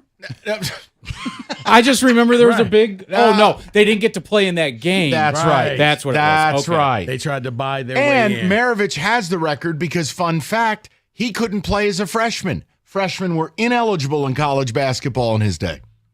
Pistol Pete. That's right. That's right. And he did it scoring 2, not 3. And in honor of David, I think he died at a church league basketball game. All right. That is sports by the numbers.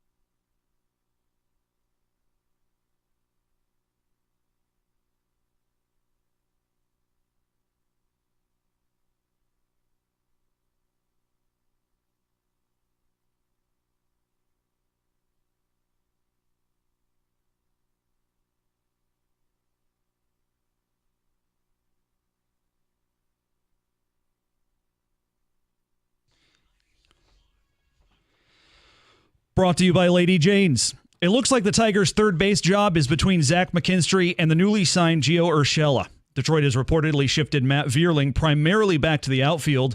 Urshela took infield practice at third earlier today in Lakeland, less than 24 hours after signing with the club. Only 7 teams have more cap space than the Lions. This after the NFL's salary cap ballooned by more than $30 million to a total of $255.4 on Friday. The new limit gives Detroit almost $64 million in cap room. That's second in the NFC North behind the Bears at just over $80 million. The Lions are way ahead of the Vikings and Packers, who have about $38 and $8 million in cap space, respectively.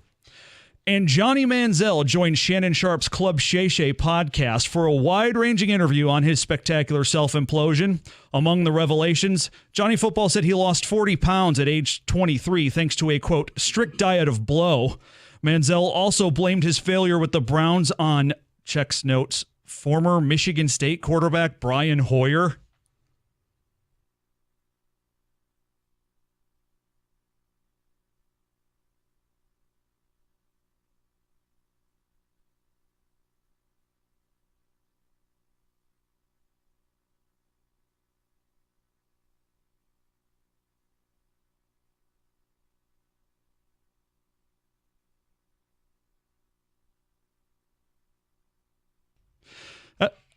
Oh, shut up, you loser. Yeah. He's upset that a journeyman took advantage of an entitled first-round pick. I mean, it's kind of how it You're in works. the NFL and you don't know what a cover 3 is. Yeah. You're right. The veteran rooms are totally out of line of going, what's this jackass doing here? Exactly. All coked out of his mind. Hey, third down. What? At the Coral Health Update Desk, I'm Beanie Howell. For more, go to 97.1 The Ticket or Odyssey.com.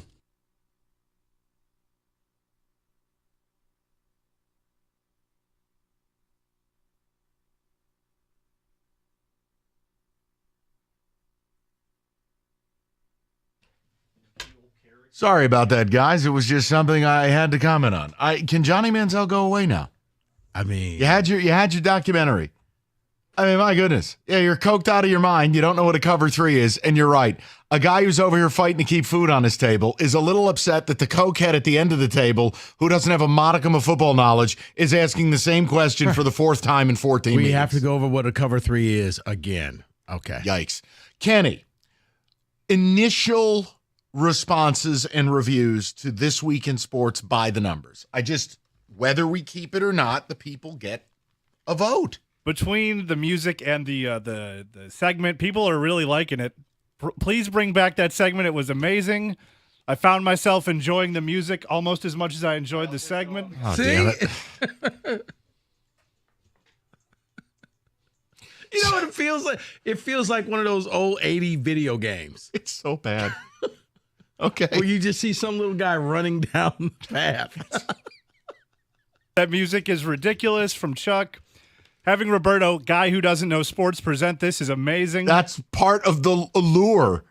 By the numbers. Where's Roberto getting all these numbers? I'm not convinced. Well, I don't know. Where did you get the numbers? He doesn't have to give his sources. All right, out. then don't give up your source. Let's go to the people. I want to knock out these Lions calls. We got Who Said It, where Roberto claims one of the great quotes he's ever put into Who Said It is a part of this week's episode. That's not me overselling it. Rico, that's him. I know. I'd say, Roberto, you want no. It is I gave him a chance to back it away. He said nope. Do you know what else Roberto said though? No.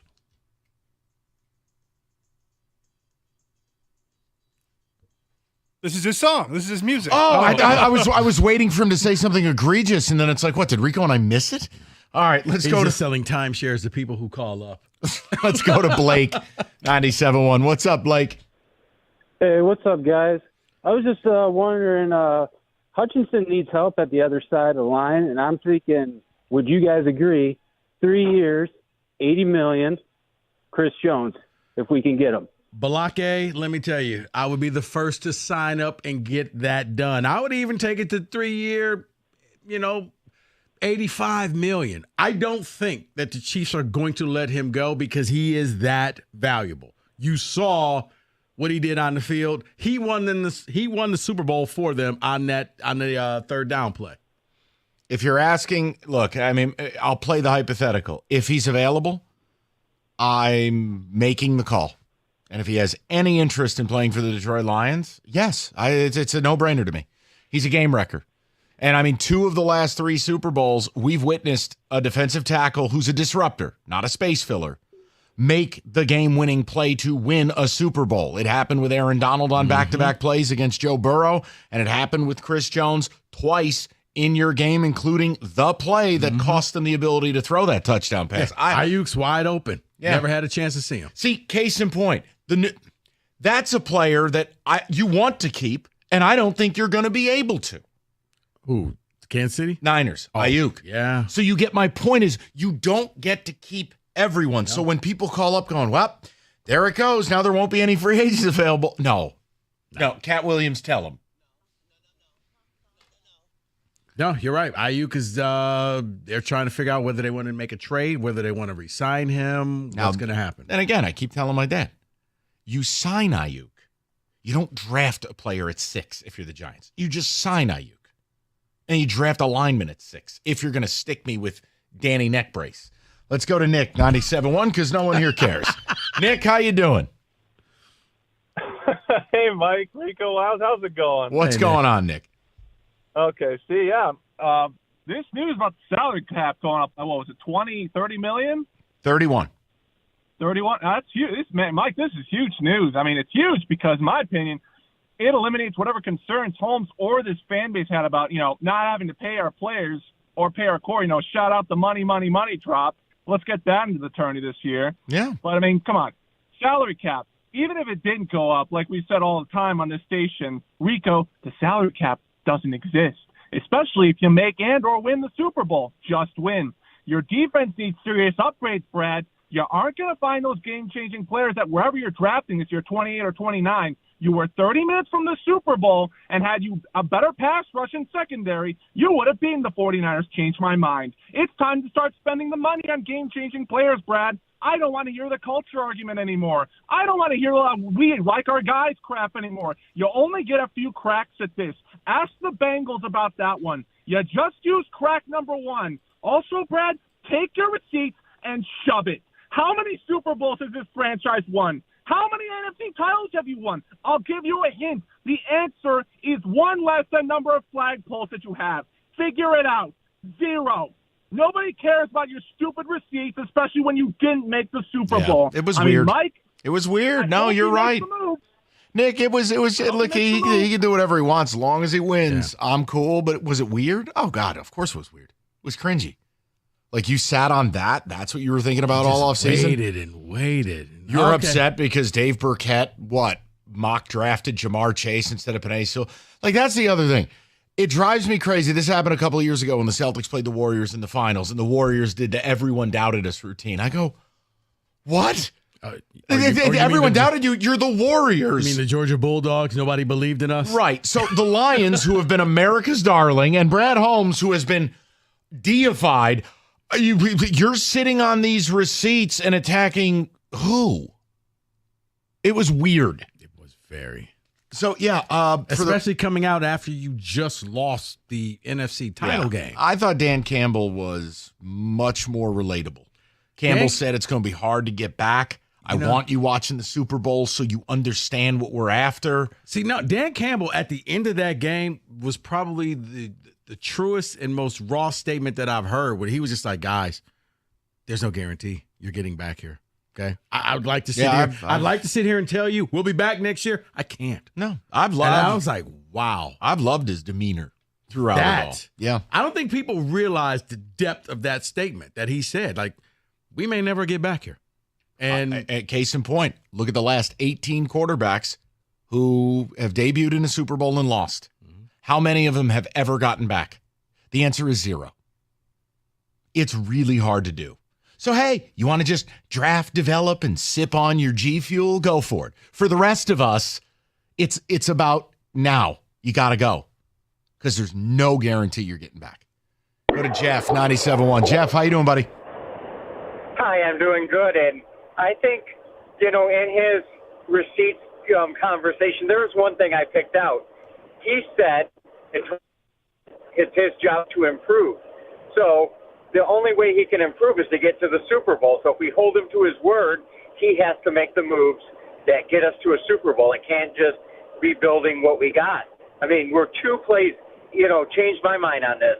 We're a dropped 4th down and a dropped interception that led to a huge play, I should say dropped, thrown up to the receiver to make a huge play. We're 2 plays from the Super Bowl as is. And to get back to right where we were this year, we're going to have to do more. And we're that close. We are that close. And if it's go sign a big, defensive lineman or cornerback, right. I think we have our playmakers on offense. It's about signing players that in the seminal moment, the moments of your season, they can be counted on to make a play. Mm-hmm. This isn't about, we want to build it for long-term success. You could spare me. This is about in the second half when you're dying, you're trying to protect a 17, a 14, a 7, or you're tied lead, right? I need someone to step up and help me and to make a play. Not have a ball bounce off a face mask. Not lose your containment. Whoa, you got credit for a pressure on the play. That's great. Purdy's 25 yards down the field. Yep. To make a play, you need high-level players to do that. It is very rare that your try-hard gym class heroes do that. Why do you think I was so upset when Greenlaw popped his Achilles running out on the field? Like, oh, boy. I still can't believe that was real. I still can't believe that happened. I had the volume down for a second. I was like, what did happen? What? He's gone. Wow. Yeah. But, yes, you need those type of people who step in there, get it done on that key fourth down play, key third down play. You have extra money. Go get that. Here's what we're going to do, by the way. I am going to get to who said it at 4:30. I have a one segment, limited time only. I want to just bring something up. What are you, Roberto, answering the phones? By the way, if you want to just talk to Roberto, he's lonely. Trust me, he'll talk back. He'll talk to you all day. Fun fact, Roberto. 6'1", 200 pounds. What do you think? Fun fact, Roberto has taken more calls today than we have.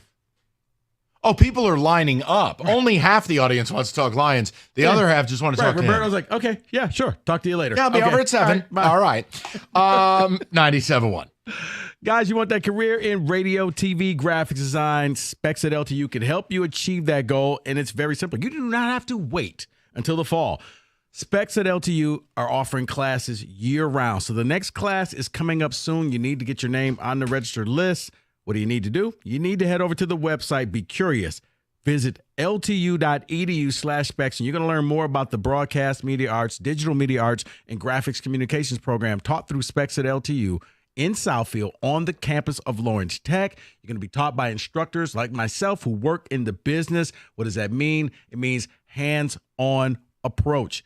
In the labs, you're going to learn everything that it takes to make it in the business. So, once again, what are you waiting for? Go be curious. Visit the website, ltu.edu/specs to learn more. And then while you're there, make magic by enrolling in Specs at LTU certificate program. Do that today.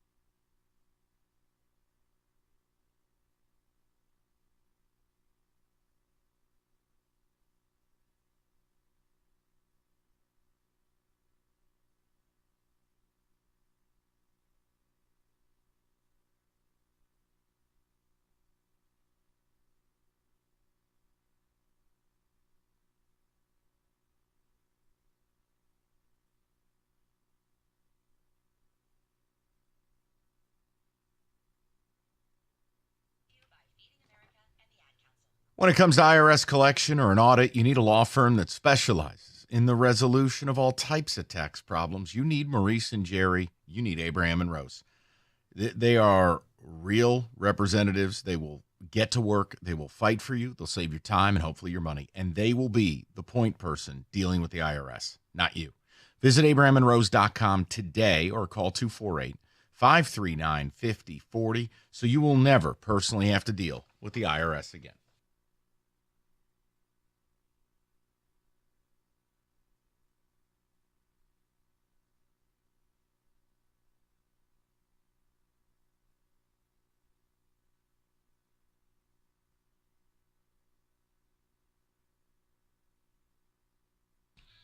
All right, briefly.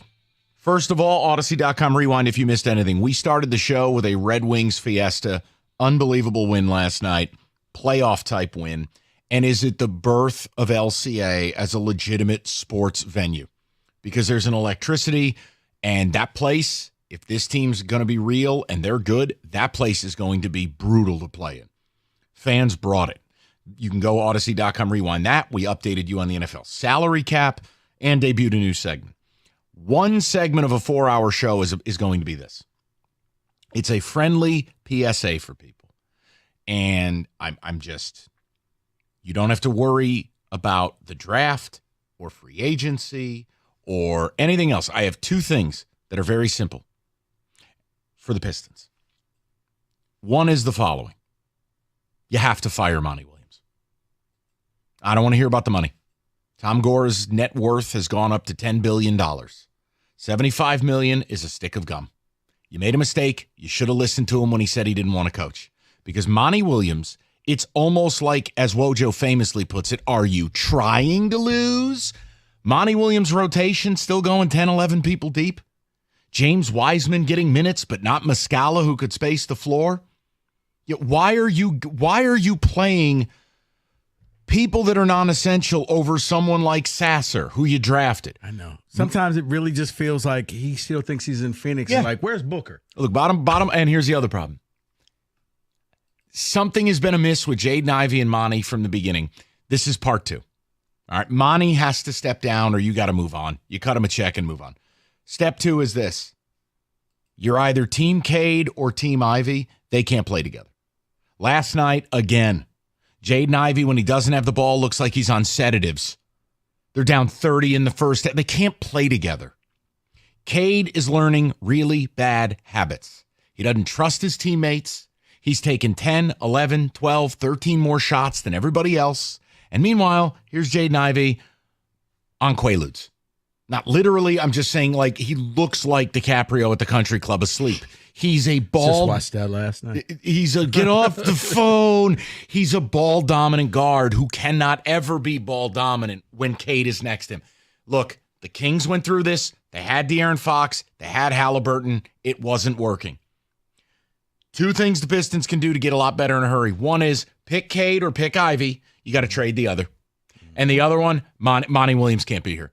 There is something so amiss. He is doing things that I would never accuse a coach of on purpose trying to lose. I'm saying the things he's doing unwittingly are helping them lose, including why this rotation is 10, 11 guys deep.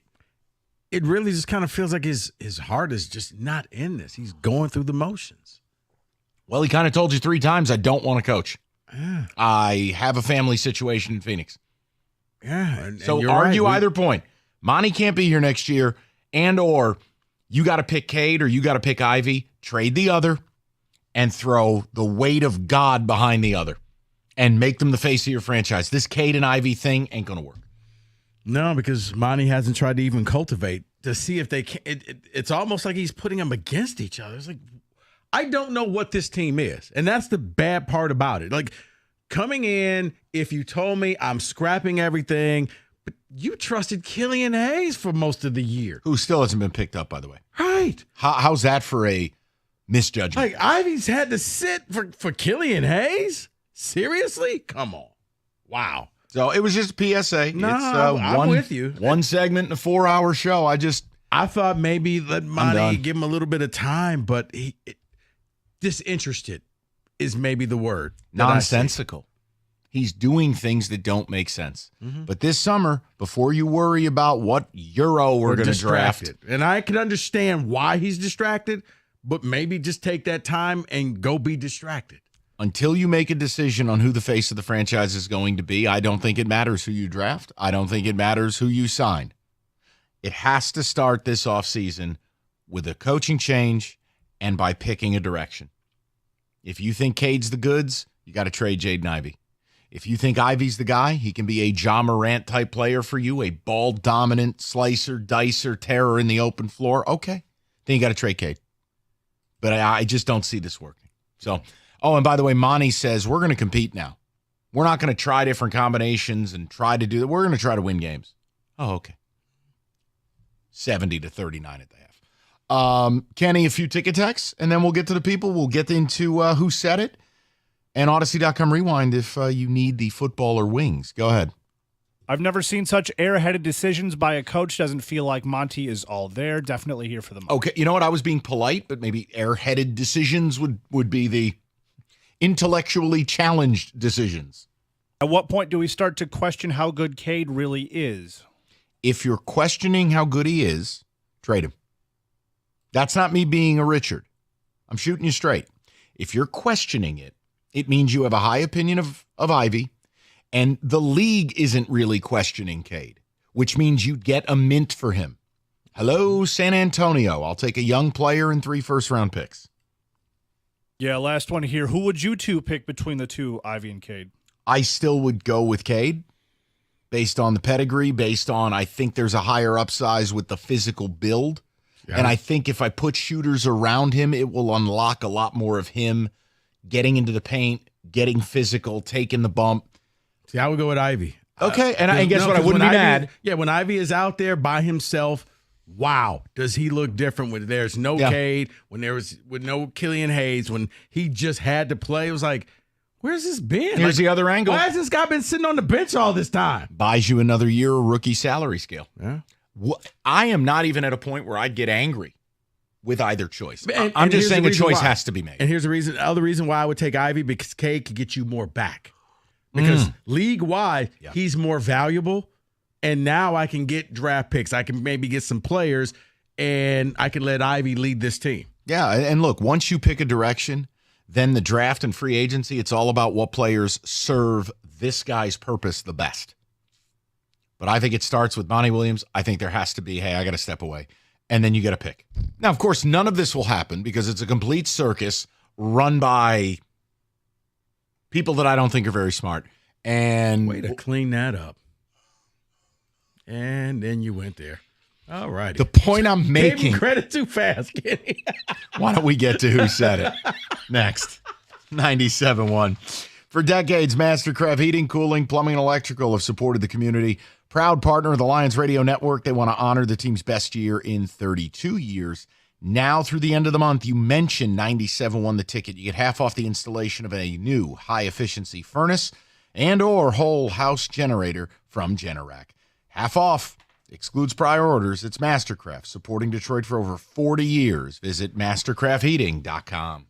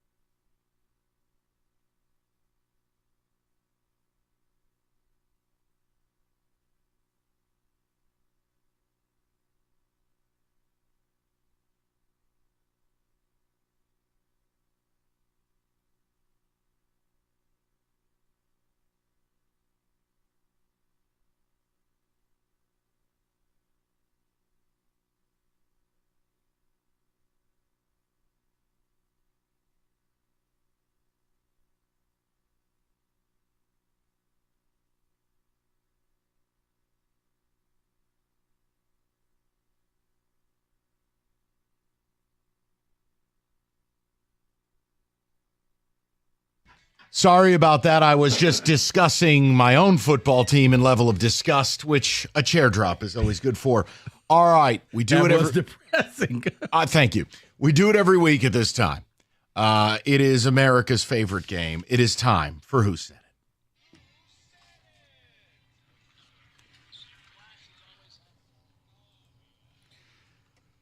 All right, Roberto curates it. It's what our coworkers had to say this week. We got to figure out who said it. And Roberto, all I ask is you don't lead with what you've oversold. The single greatest quote ever. So you're saying don't lead with that Do one. not lead All right, with you that tell me when you want that one. I think we at least put that third. Okay. You got it. All right, let's start the game. Here we go. Yes. I will be very surprised if we get to draft day and Drake May is not going number 2. I feel, Mike, you just said that the other day. I think I said that. And I'm also a slap bleep for Drake May. So I should remove myself if I think it's me? Is that how this works? No, if you heard you say that. How would I heard me? How would I How would I hear me say it? I'm guessing if I said I know, that's what I'm saying. The Jank rule, if you actually heard it. If you know it for a think fact. it's me based on I think the Jaden Daniels hype is getting a little out of hand. I think it's me. I think it is too, because I think it was in one of the In Football Todays where David was doing Dave Burkett's mock draft. I like his confidence, so I'm going to go with Mike. Me too. I don't think I've ever heard anybody talk more about Drake May than Mike. So yeah, that sounds right. That's his gods. Right. Oh yeah. Penix is mine, along with Roma Dunze. That's right. Roberto, who said it? Who said it? Yeah, SOBs? I'll be very surprised if we get to draft day and Drake May's not going number 2. I really will. Thank you very much. All right. I tried the trick because I've never led with this show before, so That's all right. I tried. Let's go to number 2. All right, here we go. How do you get better in the league? You have to shoot. You have to shoot from three-point land, and they are not adept enough at doing that. Okay, clearly a Pistons topic.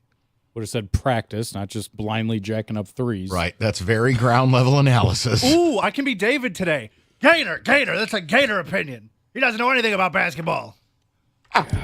Oddly, you sound just like David. I know. It's almost like he's here in spirit. Rico, you're deep in thought. Let's let you One more lead. time, Roberto. How do you get better in the league? You have to shoot. You have to shoot from three-point land, and they are not adept enough at doing that. God, it kind of sounds like something Wojo would be spitting too. But is Wojo not eligible? Well, it's Wednesdays with Wojo. That's done. Oh, it's done. Oh. Thank God. But is he eligible? That was like an actual question. Yeah, is he eligible? No. Okay. So it's not him. I'm going to say Who's Gator too. talking basketball? I mean, there is the noted podcast featuring Mike Stone and Evan Jenkins, Restore No. the Floor. Stoney took a week hiatus, so we did not record it this Alrighty week. then. I want to take that back. Sounds like somebody trying to tell you. I'm going to go Costa. I have more faith. I'm going to say Gator. I'm going to go with Gator. That sounds Gator-esque. You see, you just got to shoot and get better in things. And I'm like, all right. Land. Sounds like the Smarm. Sounds like Costa. Fair. All right. Roberto, who said it? Who said it? So how do you get better in the league? Well, you got to shoot. You have for to two. shoot from three-point Yes! land. And they're not. Okay, that's adept definitely enough of at that. doing All right. Now, bring out the big guns. All This is what Roberto has been overselling all day in the office. I mean, I just got to say that I've never heard anything like this on the air before. I don't know how it was allowed. I don't know how this is possible, but Okay. I will read it. Okay. Remember, this is not me saying it. This is this person. This saying is someone else heard this week on That is 97.1. correct. Here we go. I started with one guy. I went to another girl, and they actually happened to be right next to each other. Evan, you're smiling. Well, because I know the context of it. That's definitely the morning show. Because Cookies was talking about his wife was cheating on her hairstylist. Whoa, okay. On Jesus. her hairstylist. My heart almost fell out of my chest. No, that she normally goes to a certain hairstylist, but that person was out of town. So is it like taboo to go to a different one? I know it's based off that conversation. Hold on, real quick. This is what they're talking about this week? So one more time then, Roberto. I started with one guy. I went to another girl, and they actually happen to be right next to each other. Jim does go to like a salon for his hair. He doesn't go to a barber. Yeah, correct? it looks like it. What salon is he going Yeah, to? right. He looks homeless half the days. The Sam's of I don't know where he I do a podcast with the guy. He comes in, he looks like he's off a 4-day bender in Vegas. He goes to the same one I do, I think, right? What's that called? St. Leo's Homeless Shelter? The Bird's Nest? Some lady's basement. The Slice and Dice. All right. Well, Maybe you go Gov. I'm kidding. Oh. Hey, I go to a barber. You know what? I'm going to go Heather with the news. Yeah, I kind of wanted to go that way too. I'm going to go Heather. Yeah, I'm swinging with Heather. I'm leaning Costa. I'll just go Costa. Maybe it could be John, but please. I don't see him as like a. I don't know. I see him as going to like the same barber that he went to since he was like 5 years Do you old. think John would actually go and let a woman cut his hair? Yeah, I do. No, I don't. Because I think I don't. Huh. Please. I just still can't believe he won't let his kids play video games. Right. That's what I'm saying. That sounds awful. I feel like we should just chip in and get the kid a video game. You know what we're going to do? You know what would Christmas. anger him the most? Uncle Mike's going to drop off a PS5. Come on, sorry your dad ain't getting it done. Here, let me help you. Still 1950 in that household. The kids are playing with abacuses. Why don't you go outside and play with sticks? Marbles. All right, who said it? Let's keep it rolling. For Christmas. All right. Who said it? I started with one guy. I went to another girl, and they actually happened to be right next to each other. Tell you, that's some scintillating radio. All right, let's keep it rolling. Hey, that's what you get in the morning. Now. No, okay. That's you good. need to you need to calm down. You need to lock it up. Can't wait till John gets that solo show. Well, okay, Then- you need to, this man is out of he's out of pocket right now. Your turn. You're channeling your inner David. No. I was told I was just a sidekick. Oh my God. Can't wait for John to get that solo show. He's been here for 3 years. When has he done one? Yeah, is there another one? Just saying. Because I'm like under this desk right now, Roberto. Next time somebody gets sick, they're going to have to bring Terry Foster out of retirement to join them. Okay. All right. My goodness. Rico Beard. All right. You're just Read, Roberto. The opinions of Rico Beard I'm do not trying. represent those of 97.1 The Ticket. All right, let's go. Number 4. Let's go. Go. Play the game.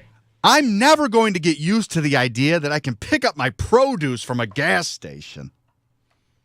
I am going to exercise the Jenkins rule. I got to jank myself too. I know this one. See, I heard this, but I can't remember. Oh, so it must have been so memorable for you. Right. You heard this? I think I remember hearing somebody talk about Well, if we janked ourselves, use the common denominator there. It's middays. Yeah. But would Doug ever stoop so low as to buy produce from a gas station? Isn't Doug like hyper organic guy? He is, but if they got the best of the best kale, he's going to go get it, man. I thought he grew his own kale. Well, Isn't maybe that it's a out of- bit? it might be out of season. All right, listen, for the sake of time, if it's middays, you can split the difference. Would he go double gator? Or Kang. You know what? Oh, wait a minute. The co-host, yeah. Let's go, Kang. I could see him getting some lettuce. from the I'll go Kang. head of lettuce at the gas station. Yeah, I'll be shocked if this is Doug, It's truthfully. 3 Right. gallons, a pack of smokes, and a head And of then lettuce. I can't see Gator getting produce at a gas station. Okay. No way. All right. No way. All right. So yeah, Kang. You clean that up. Good No, for you. I'm just saying. All Yeah, right. just- I got some American spirits and some kiwi. Right. That's what I'm saying. Let me get a couple of those blunt wraps while we're at it. All right, Roberta. Who said it? Who said it? I never am going to get used to the idea that I can pick up my produce How? from a gas station. No, it's just the thought of it. Oh. Not that he does it. He okay. can't even Gotcha. imagine the Right. thought of doing such a thing. Damn. All right. God. It was there. It was right there for us. All right, listen. Are you okay over there? I'm good. All right. Oh yeah. That was Evan is pitter-pattering right out of the studio. Just saying, Heather will get a morning show Okay, first. okay. Oh, my God, dude, you are. All right. That's Hey, who you said know what? Play silly games. Okay, that's who said it. Oh. Okay, then. Northville Lumber, oldest company in the state, largest Trex decking outlet in the country. Nobody stocks more, nobody sells more than Northville Lumber. Contractors, homeowners, Northville, they moved enough product to cover 26 football fields because it's all in stock all the time.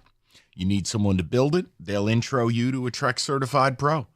All you need to do to beat the spring rush, beat the price increases, is stop by.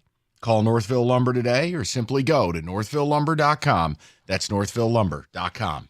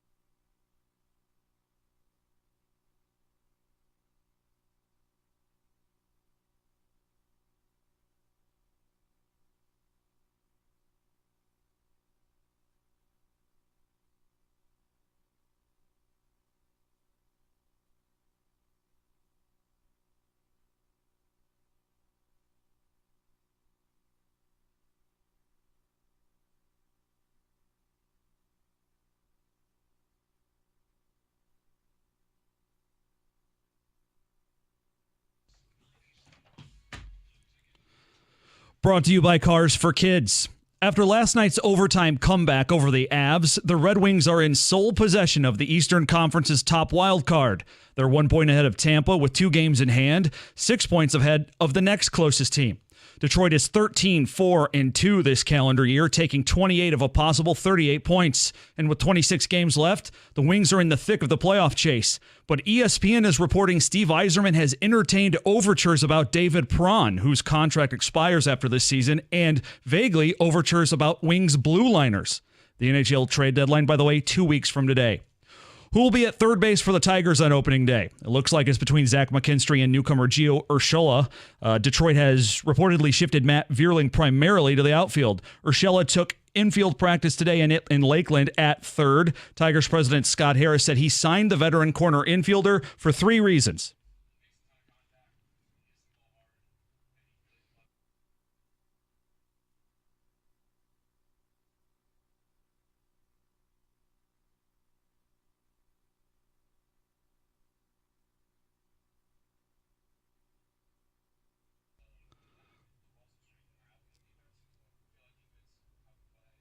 The NFL officially increased the salary cap by over $30 million today, bringing the Lions cap room to nearly $64 million. That's the 8th most in the league, 3rd most in the NFC, behind only Washington and Chicago, who have $87 and $80 million, respectively. At the Corwell Health Update Desk, I'm Beanie Howell. For more, go to 97.1 The Ticket or Odyssey.com.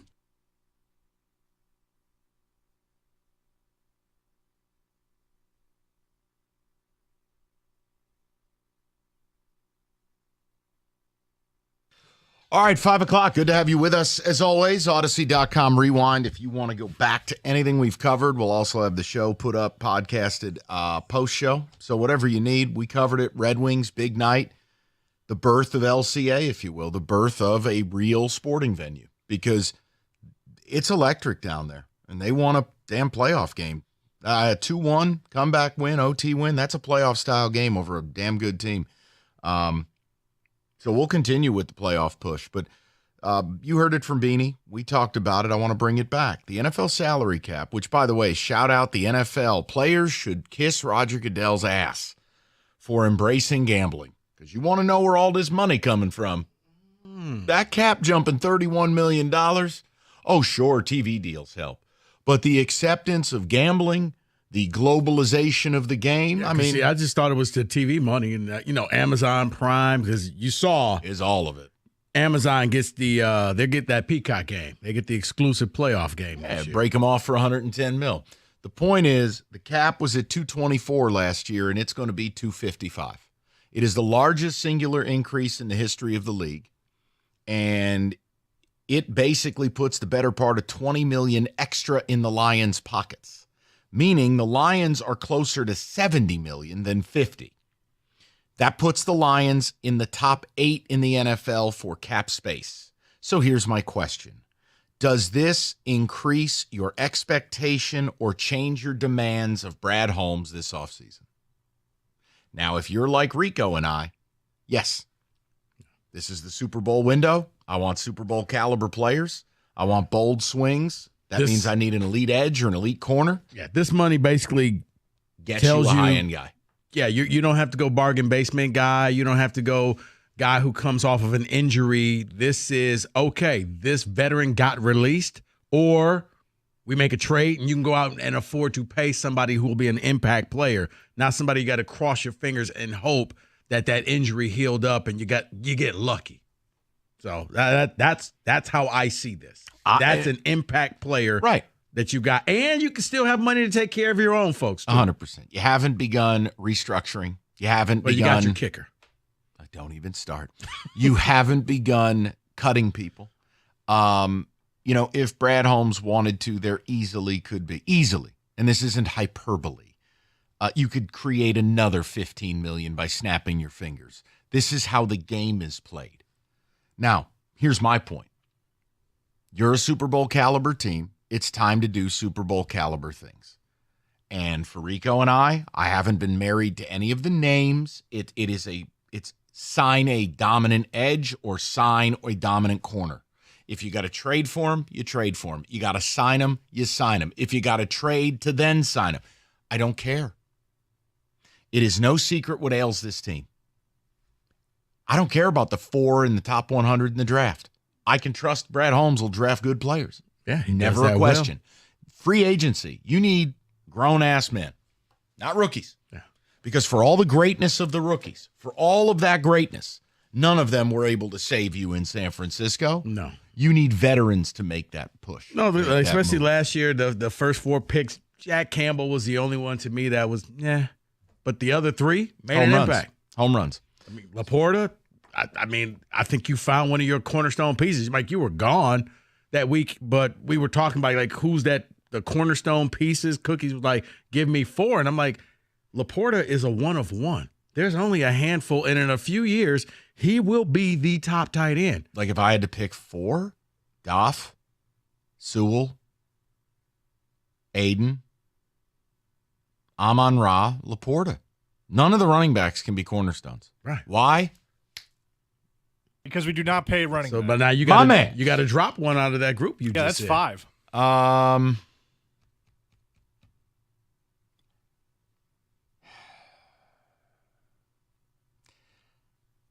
I mean, probably drop Aiden. You or David. David said the same thing. I mean, look, Amon-Ra's a top 5 receiver in this league. I dropped Amon-Ra, and I said, oh, okay. I dropped him because wide receiver, like it or not, you can go get receivers. Okay. Listen, ultimately, I don't want to drop any of them. Correct. But I was just saying, Laporta is a guy that if you dropped, you're probably not going to find him ever again. Yeah. So, look, I just want to know, does the increased cap, which you're benefiting more than other teams, does it change your expectation of the offseason? And here's the other thing you're going to have to wrap your mind around. And I know it won't be comfortable, but, like, the prices are going to go up too, you know. Like when interest rates come down on homes, the price ain't staying the same. The price of a home's just going to go up. It's the same thing here. I'm going to put more money in the pool. Well, that means guys are going to make more money. Mm-hmm. So I don't think it's a direct dollar for dollar corollary, but I do think they have the money, as Rico put it. You can take care of your home and you can still go out and get a hell of a lot better. As long as they come home with one A-list, either edge or corner, I pretty much can just cruise the rest of the offseason. But what I'm not comfortable with is getting all of this extra money and doing this quiet, conservative, smartest guy in the room routine where we're signing C and D list players. And I'm going, that's not getting us over the hump when I got to beat Air Jordan in the Super Bowl. That's not getting us over the hump when I got to compete for the 1 seed. Mm-hmm. Guys, I'm with your head coach on this. And I know, Rico, you are too. It's going to be a hell of a lot harder for you to do what you did this year, next year. Mm-hmm. And the Packers are good. They're going to be a problem. Winning this division will not be a layup. This division could be one of the best in football. Oh, well, the Bears stink. Do they? They have $80 million to spend. Number 1 in football. They have a top 10 defense. They are going to get paid a mint for Justin Fields if they move him. And they have a gaggle of draft capital. Mm-hmm. So I'd be careful just looking at them as a layup. Now, the Vikings, well, that might be the one. The point is... But then again, if they keep the band together... Yeah. This could be a competitive division, but I think you've moved past the division. Well, now you're looking at the Cowboys. You're going to have to go back to Dallas again and play them. You're going to go back out to San Francisco again and play them. And those games could determine who gets the number 1 overall seed. So you're at the big boy table now. You got to do big boy things. Yeah. Now, here's the deal. If the next 2 weeks, and that's what we have basically with free agency looming, if this cap increase, along with GMs getting creative, if this means that the free agent market becomes more barren, then the tenor will change to something you're really not going to like. You got to trade for somebody. That means you package up some picks and you go get a Patrick Surtain II. That means you package up some picks and, Jeffrey Simmons is not happy in Tennessee? Cool. I'm going to put him next to Aleem McNeil and kill everybody here. Wait, you're saying trade a second-round pick for Patrick Surtain? First, seconds, Oh, I'm about to say. fifths, sevenths, fourths. Where can I make that trade? Yeah, no, I'm saying Right. you have to start looking at this that a year from now, Frank Ragnow probably isn't here. contemplated retirement. Dude's a warrior. I told you before the season I heard stuff where his long-term health is a concern. Okay, Ragnow might not be here in a year. Right. Do you know who's due money in a year? Taylor Decker. Now, am I going to pay him deeper into his 30s after all the physical ailments he's had? Or do I just take what I think is one of the best tackles, left or right, in football, in Penei Sewell, and I go, you know what, Taylor, thanks for the memories. Penei, you're playing left tackle. It's what you were born to do. It's what you did in college. The point I'm making is don't do this whole year, 2, 3 down the line. You're always going to have the money to pay your quarterback or Aiden or Amon-Ra. You got to win. Yeah. This increase only increases my expectation of what I want this offseason. This isn't what most people do, what they should do. And, you know, we're going to save this money and spend it in 3 years. Man, this ain't a Roth IRA. Nope. This is an NFL football team. You spend it all, and then next year you'll get more money, and you spend it all like a drunken sailor. And anyone you sign, you can go back, you can restructure, you can rob Peter to pay Paul, i.e. give me money today to take it away tomorrow. Because here's the deal, guys. 3-4 years down, maybe 5 at best, you're going to be blowing this team up anyways. That's the way the league is designed. There's only one Kansas City. They have Patrick Mahomes. Right. Kansas City took over from New England. And New England, if you really looked at their roster, wasn't great rosters. They just had a unicorn back there at quarterback. Agree completely. You were a half of football away from being in a Super Bowl right now. So you need to invest in this team right now. Right. Everything I do has a 3-year outlook, and that's it. And while your O-line is together, look, I'll be the same person in the lead up to the draft. I have no qualms coming on the air and telling my listeners at 29 overall, if I don't trade that pick, I am taking an interior lineman with the capability of playing center. Why? Right now, I can moonlight him at guard. And when Frank Ragnow walks away, now I got a center. I need to keep that O-line good. Right. Or the Michigan guy that got injured late in the Ohio State game. Michigan guy. Oh, is it Zinter? Yeah. Or that's somebody that I would take, later on, let him heal, and in the next year, job's yours. No, we're on the same page. 248-539-9797. Here's Rico. Planet Fitness is the home of the judgment-free zone, and it means anybody, and I mean anybody, can feel comfortable and work on their fitness goals. You said you wanted to get in better shape this year. Planet Fitness is there to help you build a lasting and active lifestyle. And at Planet Fitness, a lot of gyms are now open with extended hours. You can go in there, squeaky clean gyms, brand new cardio equipment or strength training equipment. And if you say, you know what, I'm a little short on time, no problem. You can get a full body workout in just 30 minutes on the Planet Fitness 30-minute circuit.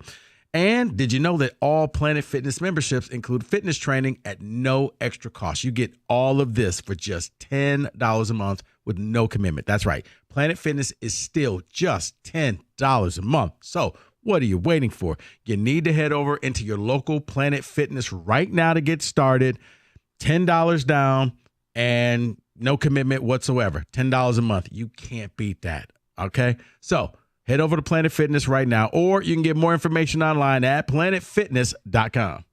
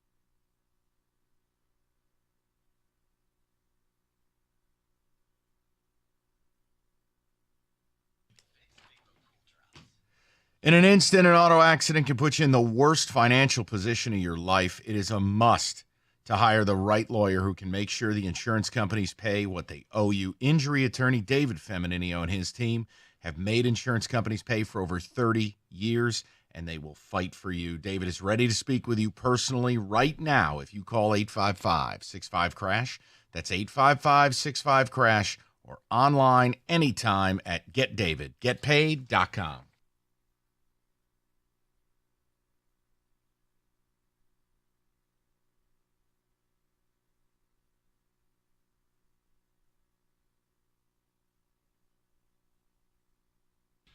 All right, Kenny, a few of the texts. And again, we are preparing for free agency because Combine is next week. Where do most of the free agent deals get brokered? The foundation of it, the Combine. I know that doesn't totally make sense, but when the agents and the GMs, it's almost like the Catalina wine mixer. Yeah, they're sitting around doing nothing. Right. Watching the Underwear Olympics. And that's where you're going to hear a ton of news next week and early leans. I think we'll get a little bit of a window into what the offseason is going to be. I think the things to look for, can the Chiefs not sign both Chris Jones and L'Jarius Sneed? Put one of them in the water and let's see what we can do. I'd sign either. It would make no difference to me. Again, I don't fall in love with a name. I'm giving examples. Maybe Kendall Fuller's not on the Commanders anymore. Done and done. Lead corner. Don't fall in love with the name. It's the same thing with the draft. With the draft, I don't care. I'll tell you, position-wise, at pick 29, I probably wouldn't use the pick. I would trade it for a vet, or I'd move up or move down. I either want to come out with an elite player, or I believe there's a I would have to wait to see, because in a perfect world for the Lions, there's a run on quarterbacks. I know. And now all the other positions are falling, where now, you know what? There's Bo Nix. There's JJ. Now somebody wants to take Penix. All of a sudden, the quarterbacks are at a premium. And somebody pays you to leave. And you're sitting there at 29, and there's somebody that, Verse is sitting there how in the world did he make it all the way down? That happens to every year. Yeah, right. I still think it's a very powerful thing when you're in a Super Bowl window. With that pick 29, that's a trade chip to me. That doesn't mean they have to agree with it. I'm sure they're keeping their receipts for me saying it. But no, I would at least explore it. Because you're right. Not everybody is going to be available. So now I need to start shopping at the people that are a little bit committed. All of a sudden, what if something changes in the next month and all you hear a Max Crosby wants out? Somebody looked at him cross-eyed in the facility and he wants out. Are you telling me you wouldn't trade a first-round pick or more to bring Max Crosby home? I'm just making examples. Go ahead. I almost called you David. Unbelievable. Kenny. The window is now. Trading picks doesn't bother me at all, which is kind of, I think, where I'm at with it. You said it last segment. Fans might get really uncomfortable with the idea of trading picks for a guy, for a dude, right? Why would that bother anybody? Why would that make anybody uncomfortable? Because they've never had to do it before. Yeah. And B, it flies in the face of their personal Jesus' ethos of I'm smarter than everybody. Yeah. We'll draft, develop, and do it our way. And when you begin looking at what other teams are doing, it forces you to then what? Disagree with what your team's doing. A lot of people don't like doing that. Kenny, I'll say 2 words: new money. And that's what the Lions are right now. And because Brad Holmes, to kind of reiterate what he said, Brad Holmes is scoring in the draft. And as a Lions fan, you've never seen this before. Normally, it's that first pick stays with the team, and then pick through 7 are at Walmart. They're greeting you when you walk through the door. The one year that they lost pretty much everybody that they drafted. Second round pick for Detroit Lions used to be the kiss of death. Never made the team, never made an impact. Reuben Drones. With Brad Holmes being as good as drafting as he is, wouldn't you say, all right, 29, you can get rid of that. That's fine. We have a whole draft. No, because that's now where people are, no, we got to keep all our picks. Brad has to make these picks. Yeah, it's you know what they do? They get seduced by it. They want to hoard it thinking you're going to bat 75%. You're not. The best general managers in the history of this sport always regress to a mean of about 50% on first-round picks.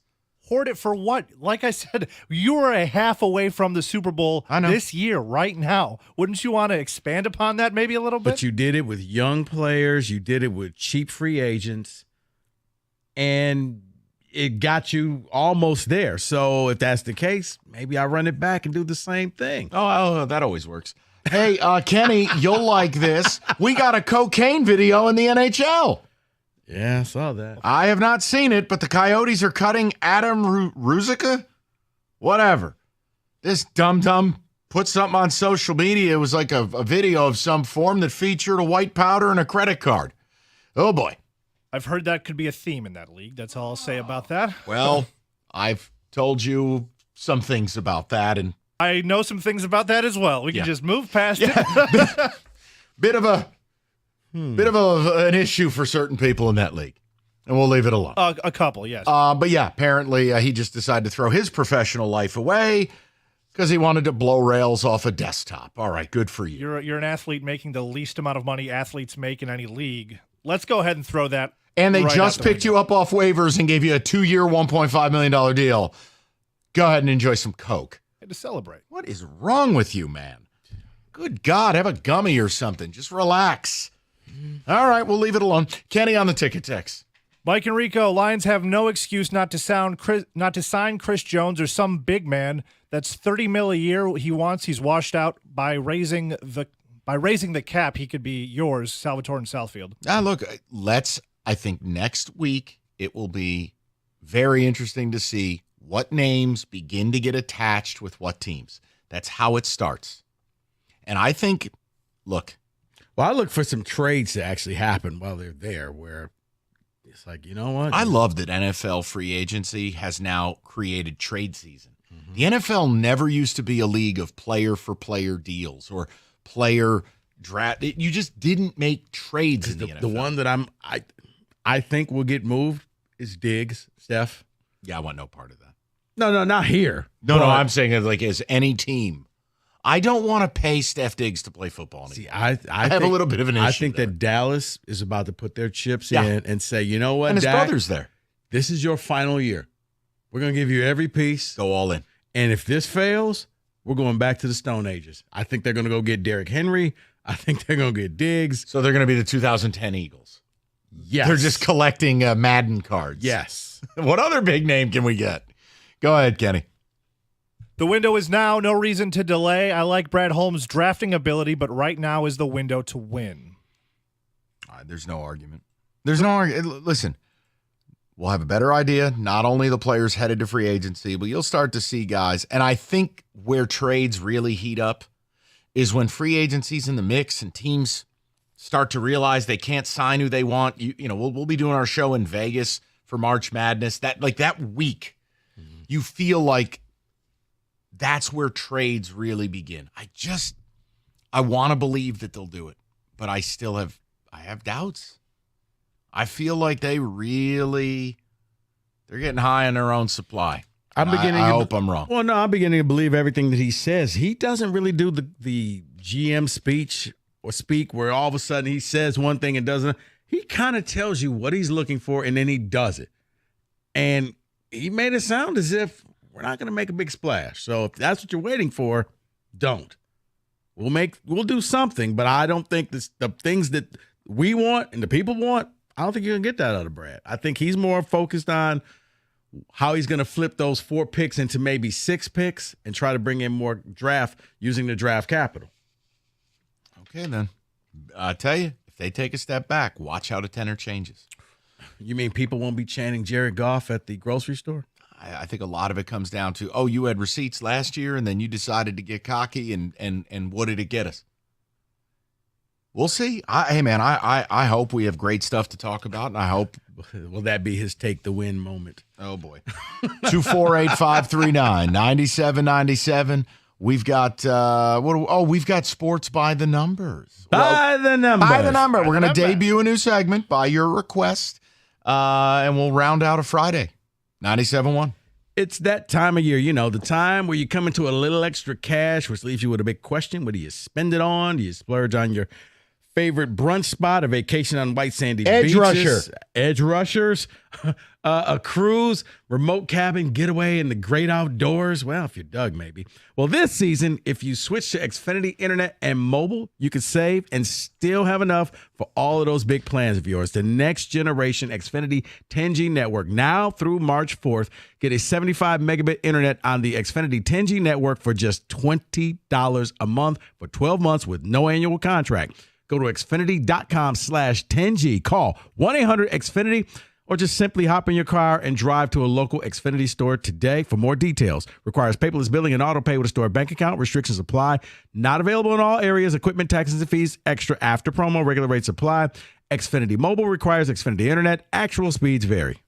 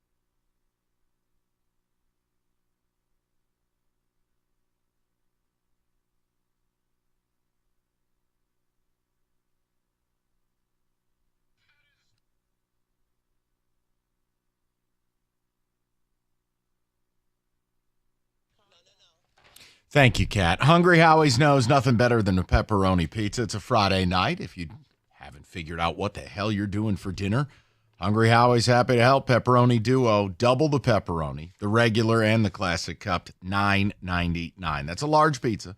Loaded up, real mozz, real dough made in-house, and double the pep, $9.99. Dinner could be on the table in just 20 minutes. Get that Pepperoni Duo for $9.99, only at Hungry Howie's, and only for a limited time.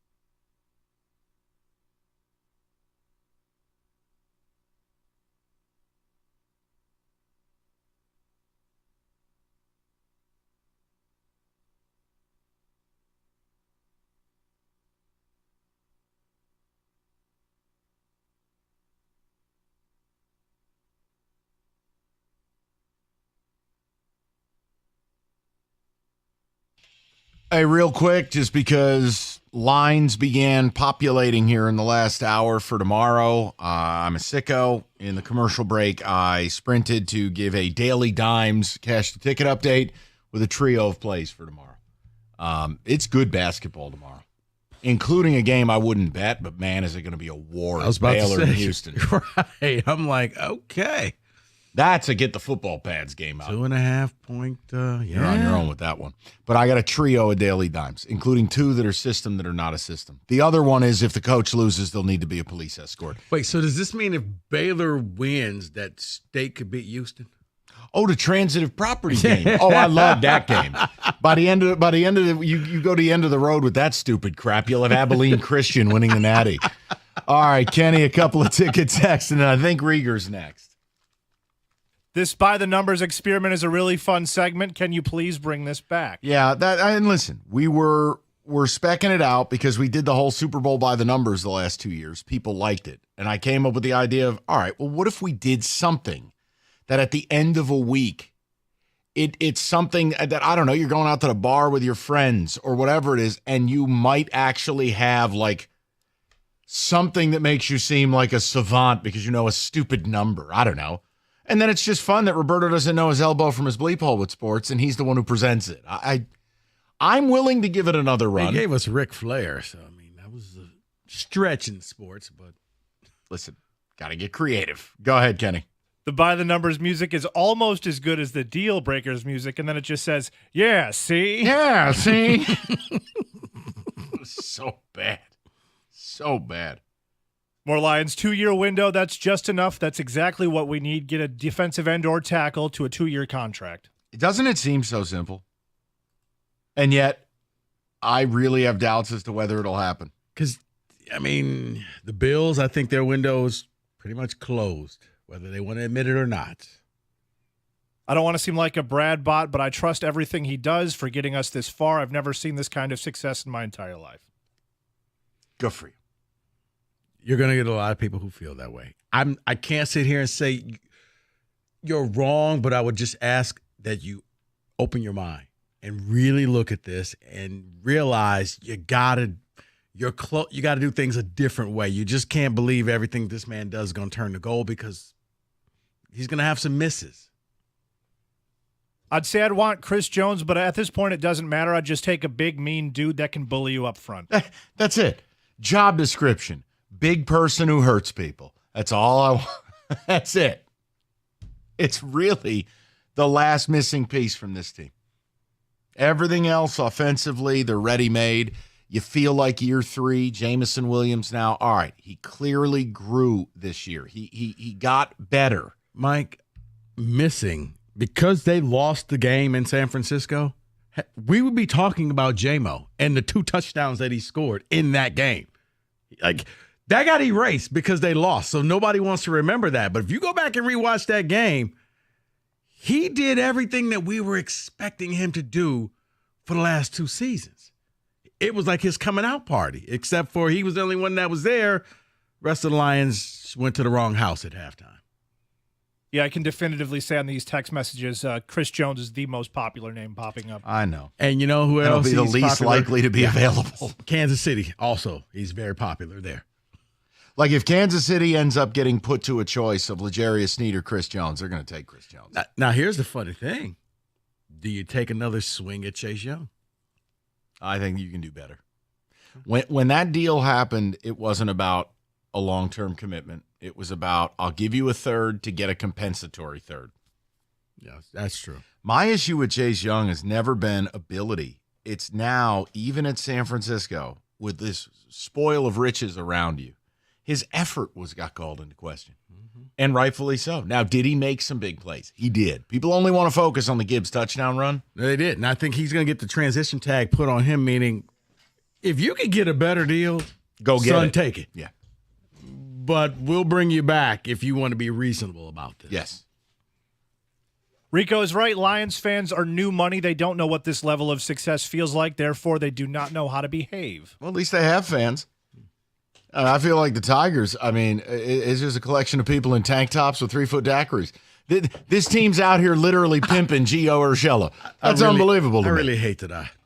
And I like Gio Urshela. No, but I'm just saying. Yeah, maybe not back in like 2000 and what? No, my point 19? is Gio Urshela can hit lefties, and he's a nice bench player on a good team. The idea that he's going to be essentially an everyday third baseman along with Zach McKinstry, when you could... Don't forget about Matt Vierling. Vierling's going to be an outfielder now. You know where I'd like Matt Vierling? To be out of town. Like, I can't believe... His buddy Nick Maton. I can't believe there's not more of an outcry to be like, go get JD Martinez, 1 year, $15 million. Let's go. I can't believe JD. I want JD. Yeah, I know you do. He would make this lineup so much better. He didn't leave on the greatest terms, did he? He got traded away. No, That but was I remember he said Elvira. some things afterwards. All right, so He wanted to stay here. They don't want to pay him. You know my policy. Yeah. As long as I know you tried, I won't get mad at you. Show me a report that you tried. See the cell phone records. I know, and JD said, hey, right here, and I'll go, Right okay. there. Well, do you find it weird, though? Scott Harris said, listen, we have to give at-bats to our guys at every position. Then they go get Gio Urshela, and the contract terms break, and there's a stipulation in his contract that if he gets over 500 and some odd at-bats, he gets a little bonus. So they make sure it stays under that. I'm just saying. Listen, I got news for you. Right now, the way Scott Harris is running this thing, he may as well be Billy Bean telling Art Howe, you can't play Pena tonight. Why? I traded him. Billy counting the beans. This is. By the way, I pulled in. He got Dave Dombrowski to get him a Coke machine. I got Dombrowski on line 3. Yeah. I pulled it. You have that big giant limo out there with the Red Wing flag on it. Yes, actually, it's a helicopter with a flag on every spoke of every propeller. We got Mike to do the flag. Yeah, they personalized plate. It says Izzo is washed. That's a lot of letters, but I like it. No, the wings thing is real now. How was the Golden Penis Awards? Yeah, thank you for that, guys. About that. Thank you for that. I'm sorry. So I'm driving around yesterday. No, day that's off his yesterday. fault. No, day off. Caputo's doing the show, right? So I'm driving my daughter to tutoring, and I'm listening to these guys talk about Brad Holmes. And Mike's like, what do you want me to do? Give him a Golden Penis Award?